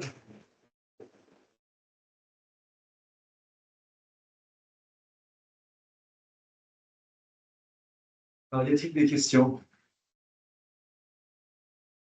Oui? Merci beaucoup, monsieur. De rien. Je voulais savoir s'il avait rencontré, si Camille Flammarion avait rencontré Augustin Lesage et d'autres peintres dits spirites. Est-ce qu'il en avait pensé? Oui, il me semble, oui, qu'ils se sont rencontrés, puisque notamment ce fameux congrès de 1925, il y a eu une exposition, et dans cette exposition, il y avait des tableaux d'Augustin Lesage. Donc Augustin Lesage avait déjà commencé ces tableaux à l'époque du vivant de Camille Flammarion. Maintenant, je ne suis pas capable maintenant de vous dire immédiatement où il le cite, mais il me semble, ouais, c'est pratiquement sûr qu'il se soit connu, qu'il ait été au courant. Et si ce n'était pas Augustin Lesage, ailleurs, il parle, par exemple, des gravures qui avaient été faites par Victorien Sardou, du genre la maison de Mozart, sur Jupiter, ce genre de choses. Donc, oui, il était comme il était dessinateur aussi, vous avez vu, dessinateur artistique, il s'était intéressé au sujet. Oui. Une question? Le bling-bling, c'est peut-être quelqu'un qui... Oui. Moi, je me questionnais sur Juvisy. J'ai vu qu'en fait, à Juvisy, il y avait plein de choses formidables. Oui. Il avait un fond qui était très conséquent et composé de plein de pièces variées. J'avais essayé de voir la possibilité de les consulter. Alors, non seulement il me semble que c'était accessible qu'aux chercheurs, mais qu'en plus, Juvisy était en travaux. Enfin, la dernière fois que je m'y étais intéressé, j'en étais resté là. Qu'est-ce que vous pouvez nous dire justement de ce lieu et de ce qu'il renferme et de comment on peut y accéder? J'en ai parlé un petit peu au début. Donc j'ai vu M. Guéraud à Montigny-le-Roi, parce que ça fait un petit moment que je lui ai écrit en lui disant que j'aimerais bien venir. Donc lui, il est directeur de l'observatoire et des archives qui sont dedans. Elles font partie des archives départementales de l'Essonne. Donc il y a quand même une couverture, parce qu'il a fallu... ils sont toujours en train de rénover le bâtiment, qui a évidemment un peu vieilli. Il y avait des fuites et des infiltrations dans la coupole, etc. Donc, ils ont bien avancé grâce justement au département et tout ça, maintenant avec le centenaire, dans la maintenance du bâtiment. Maintenant, voilà pour les visites. Donc, je sais qu'il y en a eu une la journée du patrimoine, là, en septembre. hein, je n'ai pas pu venir. Puis j'attends de M. Guiraud donc un rendez-vous pour aller notamment photographier cette carte de membre ou la scanner en meilleure définition. Et donc il m'a dit, voilà, il y a 7 ou 8 boîtes où il y a tous ces témoignages de phénomènes qu'il a recueillis. Voilà, moi, comme je suis chercheur dans le domaine, je suis très intéressé aussi pour consulter la partie de ces archives qui sont justement du domaine de ces recherches psychiques et du spiritisme. Mais bon, M. Guiraud, il travaille encore, donc il est très occupé. Et puis bon, voilà, pour l'instant, il m'a donné un rendez-vous pour le début de l'année prochaine. Mais c'est vrai que c'est pas ouvert au public comme ça tous les jours, hein, sauf des visites organisées. Et ensuite, si on veut aller regarder plus profondément, plus en détail ce qu'ils ont, effectivement, c'est que sur rendez-vous. Ça, c'est ce que je sais, parce que j'y ai pas été encore. Je n'ai pas pu y aller. Du coup, je rebondis, on peut du coup supposer sans doute que le meilleur, je sais pas, mais en tout cas, les témoignages ou les documents les plus intéressants, il les a déjà sélectionnés pour les transmettre au public dans les derniers ouvrages. Les 6-7 derniers livres qu'il a écrits. Mais il doit y en avoir d'autres. Il n'a certainement pas tout. Parce que des témoignages, il y en a genre 3000. Hein. Donc c'est vraiment quelque chose d'important. Mais encore une fois, dans le cadre du projet Archiflamme, ils m'ont dit non, ça fera aussi partie du projet. Donc, alors je ne connais pas les détails, donc ils vont digitaliser et puis mettre ça en ligne. Alors, est-ce que ce sera gratuit, payant? Je ne sais pas. C'est des choses que je ne sais pas encore. Mais vous cherchez Archiflamme, vous trouverez sur le Centre national de recherche les projets, les descriptions, le chef du projet. Je lui ai écrit, il m'a répondu. Voilà, ils en sont au stade de l'appel d'offres. Donc, c'est très préliminaire et ça risque de mettre encore un certain temps avant d'être accessible à tout le monde. Mais je ne désespère pas d'un jour pouvoir y aller.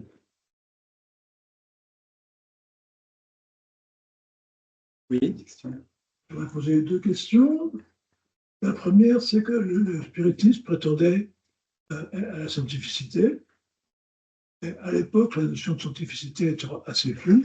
Depuis, elle s'est un peu précisée. Et dans quelle mesure on peut encore penser que le spiritisme satisfait à la condition de scientificité? Et mon autre question, avec les données qu'on a depuis, qu'on n'avait pas les spirites, par exemple les EMI ou voyages astrales, est-ce qu'on peut considérer que ces données confirment ou affirment le spiritisme? D'accord. Alors, par rapport à la première question, effectivement, il y avait Descartes et il y avait Auguste Comte, hein, en termes de méthodologie. Alors, essentiellement, il y avait peut-être encore d'autres idées, mais l'épistémologie ne s'est développée vraiment qu'au XXe siècle.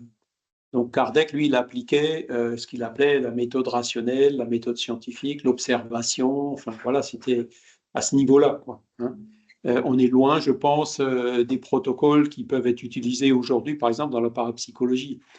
On peut aussi discuter, est-ce que les protocoles scientifiques traditionnels sont valables pour des phénomènes qui ne le sont pas, vous voyez?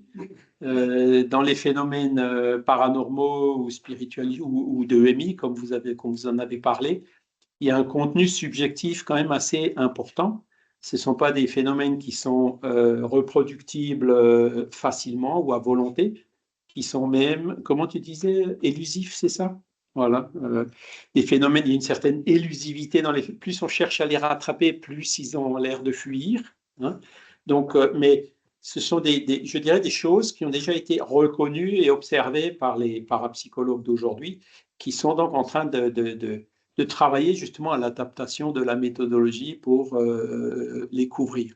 Donc, quand le spiritisme dit, bon, Kardec a suivi la méthode scientifique de son époque, oui, et il y a, alors, vous savez que sur les 40 millions de spirites dans le monde aujourd'hui, vous en avez 25 au Brésil. Et donc, parmi ces 25 millions de spirites au Brésil, vous avez des universitaires, et notamment quelqu'un que j'admire beaucoup, qui s'appelle M. Chibeni, qui est professeur d'épistémologie à l'Université fédérale de Campinas, dans l'État de Sao Paulo. Et donc, lui, il a fait une analyse donc, de Kardec, en faisant les parallèles par rapport à la Cathos, par rapport à Popper, par rapport à Thomas Kuhn, par rapport à Feyerabend, par rapport à l'épistémologie d'aujourd'hui.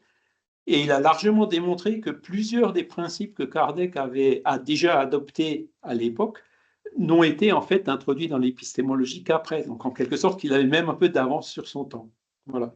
Mais le spiritisme continue aujourd'hui à maintenir cette position qui est de dire il faut suivre voilà, la méthodologie moderne, mais pas tomber dans l'excès, c'est-à-dire par exemple l'ectoplasmie, il y en avait plein, juste il y avait plein de, donc vous avez Kluski, enfin tout ce qui a été fait à Ligny, il y en a eu plein d'autres partout dans le monde, jusqu'à la Deuxième Guerre mondiale. Depuis la Deuxième Guerre mondiale, c'est beaucoup plus flou.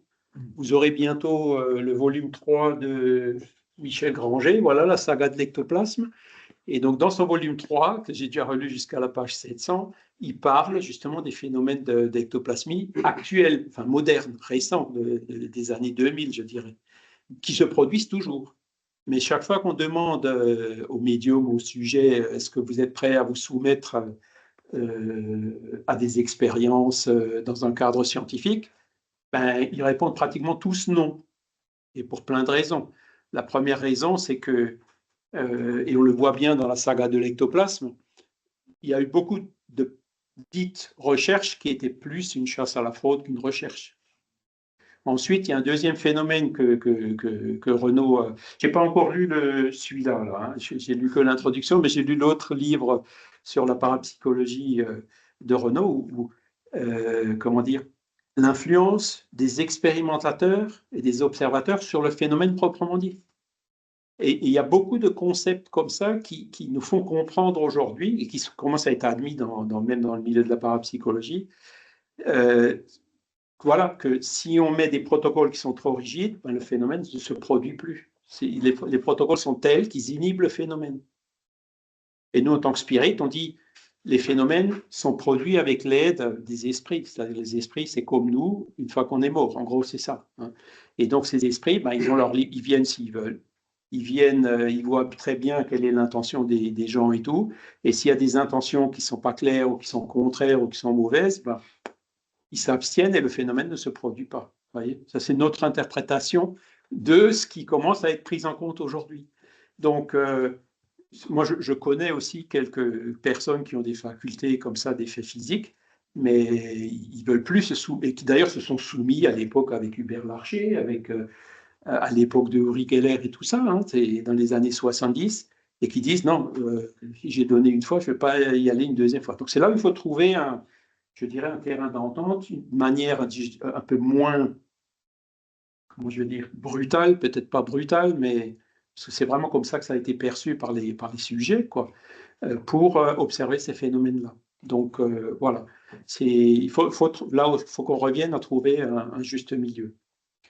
Et la deuxième question, c'était les EMI. Bon, alors, voilà. Alors, les EMI, il y en avait déjà, quand on cherche dans les vieilles revues spirites, on trouve plein de récits qui ressemblent.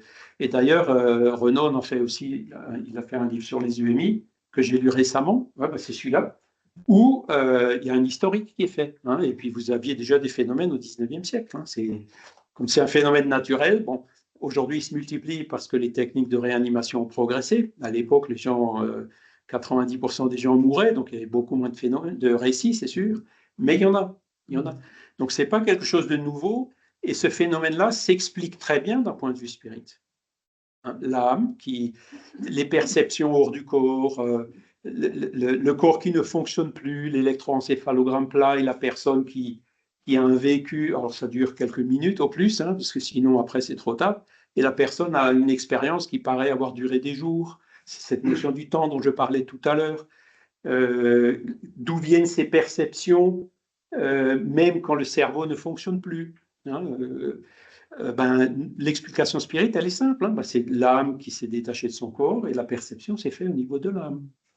Voilà, avant que l'âme revienne. Et donc, le MI, c'est quand l'âme a gardé un souvenir de cet épisode en dehors de son corps. Il y a un phénomène aussi dont on commence à parler, qui est très intéressant, c'est le voyage astral. Oui, ben je dirais c'est un phénomène qui est similaire, mais qui n'est pas lié, je dirais, à un traumatisme, même si j'ai bien appris aussi dans le livre de Renaud que toutes les EMI ne sont pas liées à un traumatisme, hein, qu'il peut y en avoir dans d'autres circonstances. Et il y a même des personnes qui arrivent, entre guillemets, en se concentrant à faire des voyages en dehors de leur corps, voilà, et qui perçoivent ou qui reviennent après avec des témoignages. Après, la question c'est, OK, est-ce qu'il m'invente quelque chose? Est-ce qu'on peut vérifier ce qu'il dit ou pas? C'est les récits de EMI. Le gars, il vous dit ça, vous n'avez pas les moyens de vérifier si ce qu'il vous dit c'est vrai ou pas. Sauf quand il y a quelques éléments objectifs dedans. Dans le genre, dans la pièce à côté, il s'est passé telle chose, et on va vérifier, il s'est effectivement passé telle chose. Lui, il était là, comment il a pu percevoir ça? Vous voyez? Donc, quand il y a des éléments objectifs, oui, mais le reste du récit, encore une fois, il y a le caractère subjectif. Vous voyez?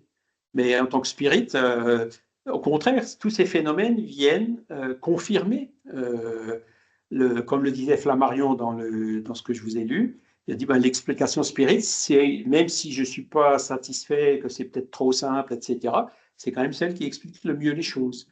Et alors, vous avez la relativité, vous avez la mécanique quantique, vous avez les EMI, vous avez toutes ces choses qui sont apparues depuis l'ectoplasmie. L'ectoplasme, c'est un mot qui n'existait pas à l'époque de Kardec, qui sont venus confirmer, en fait, le paradigme, les bases que Kardec avait établies. Donc, le spiritisme résiste, en fait, à tous ces nouveaux phénomènes parce que, peut-être même de façon un peu trop facile, quoi, donc ça peut être peut-être un peu gênant ou vexant, mais voilà, pour nous, c'est tout à fait naturel. C'est pour ça qu'on communique aussi sur les EMI. Non? Et du coup, j'ai une question sur l'évolution des positions Flammarion par rapport au spiritisme. Est-ce qu'il a développé des concepts, sa propre compréhension des choses, notamment sur la fin, parce que il était un peu critique d'un certain spiritisme, est-ce qu'il a été influencé, je ne sais pas, par Gustave Gelé ou des gens comme ça? Alors, il était effectivement dans l'IMI, mais il avait déjà presque 80 ans à l'époque, hein, donc voilà. Mais moi, quand je vois ce qu'il a écrit quand il avait la vingtaine d'années et ce qu'il a écrit à la fin, ce qui m'a vraiment marqué chez lui, c'est qu'il est resté constant, à la fois dans ses convictions et à la fois dans ses doutes pendant toute sa vie. Je n'ai pas de preuve manifeste sur lequel il avait fondamentalement changé de position voilà. Maintenant, après, les phénomènes d'ectoplasmie, les expériences de Gelée et tout, c'était quand ça, Gelée, il est mort en 24, c'est ça, hein, 24, l'avion qui est tombé là à Varsovie. Donc, Flammarion est mort après Gelée, en fait. Hein, donc, il a dû avoir connaissance donc, de ces phénomènes et il a certainement dû les intégrer en complément par rapport aux forces naturelles inconnues, etc. Surtout que Flammarion a bien sûr connu Crookes, hein, parce que ce qu'a fait Gelée, c'était voilà, des phénomènes de même style avec des variantes évidemment, mais fondamentalement c'était de l'ectoplasmie, comme l'avait déjà observé Crookes. Donc Flammarion, oui, il a connu tout ça. Oui. Et je ne pense pas qu'il ait vraiment changé d'opinion. Alors, il a peut-être changé d'opinion après. Bon, nous, on reçoit, comme lui, il avait reçu des communications signées Galilée. Nous, de temps en temps, on reçoit des communications signées Flammarion, où la première chose qu'il dit, c'est « ne doutez pas comme j'ai douté ». Bon, on prend ça comme ça. Maintenant, voilà, on ne doute pas. Donc, ce n'est pas une crédulité. Hein, c'est le juste milieu entre le doute systématique et la crédulité aveugle. Quoi. Je pense que le chemin le plus raisonnable, il est au milieu. J'ai une question sur la mythologie. Lorsqu'on lit les ouvrages de Flammarion, La mort et son mystère ou Avant la mort, il cite beaucoup de courriers qu'il reçoit. Oui. Seulement, il ne vérifie. J'ai l'impression qu'il ne vérifie jamais ce qui a pu déclencher ces témoignages. Il n'y a pas de vérification. Et ça me gêne un peu. Alors là, vous parlez donc les phénomènes, les témoignages qu'il a reçus. Oui. Alors, bon, comme il en a reçu plusieurs milliers, c'est sûr qu'il n'a pas pu tous les vérifier. Mais il en a vérifié quelques-uns, et de temps en temps, il le dit dans son livre, hein, les phénomènes qu'il a vérifiés, soit lui directement, soit par l'intermédiaire d'autres personnes. Maintenant, vous trouverez, il catégorise les phénomènes, hein, mais il ne va pas rentrer dans l'interprétation spirit. Il en reste au phénomène, il en reste à ce qu'il avait dit, la validation de l'authenticité et de la véracité des phénomènes. Maintenant, voilà, si on prend des cas plus récents, comme celui de Ian Stevenson sur les cas de réincarnation, c'est pareil. Aujourd'hui, ces travaux-là sont assez fragiles parce que tout repose sur la confiance qu'on a en Ian Stevenson.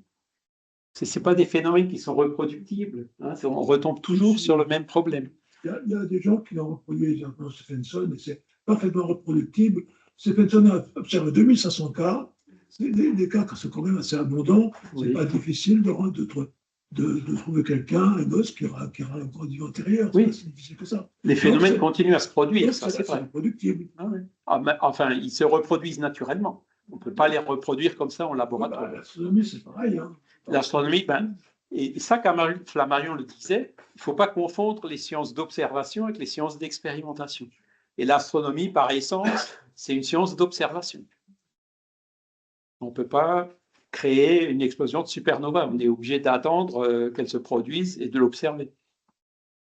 Alors que le chimiste, lui, voilà, ou le physicien, dans les autres domaines de la science, on peut reproduire les expériences au laboratoire.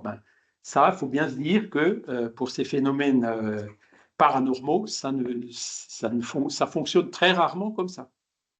Alors Kardec, c'est ce qu'on discutait ce matin avec Jérémy, lui il disait, écoutez, les tables, elles tournent partout dans tous les salons, allez voir et puis rendez-vous compte par vous-même. Le problème, c'est qu'aujourd'hui, il y a un peu moins de tables qui tournent. On pourrait toujours les faire tourner, quoi, hein, tout comme elles tournaient à l'époque. Mais du coup, il y a ce doute, quoi. Donc, c'est vrai qu'à un moment donné, moi, quand je réfléchis à la manière dont j'ai adhéré au spiritisme, j'ai été confronté à des phénomènes personnels, donc qui sont subjectifs, mais qui ont, c'était je dirais comment dire ça? C'est ça qui m'a fait ma conviction. Alors, je ne veux pas dire que c'est une foi, hein, même s'il faut toujours avoir un peu de foi dans ces choses-là. Parce que si vous ne croyez pas en ce que vous faites, vous arriverez difficilement à avancer ou à trouver des choses. Donc il y a toujours quelque part une composante de foi, mais qui n'est pas aveugle. C'est une foi qui s'observe après sur l'observation, qui se confirme par l'observation et par le raisonnement. Hein.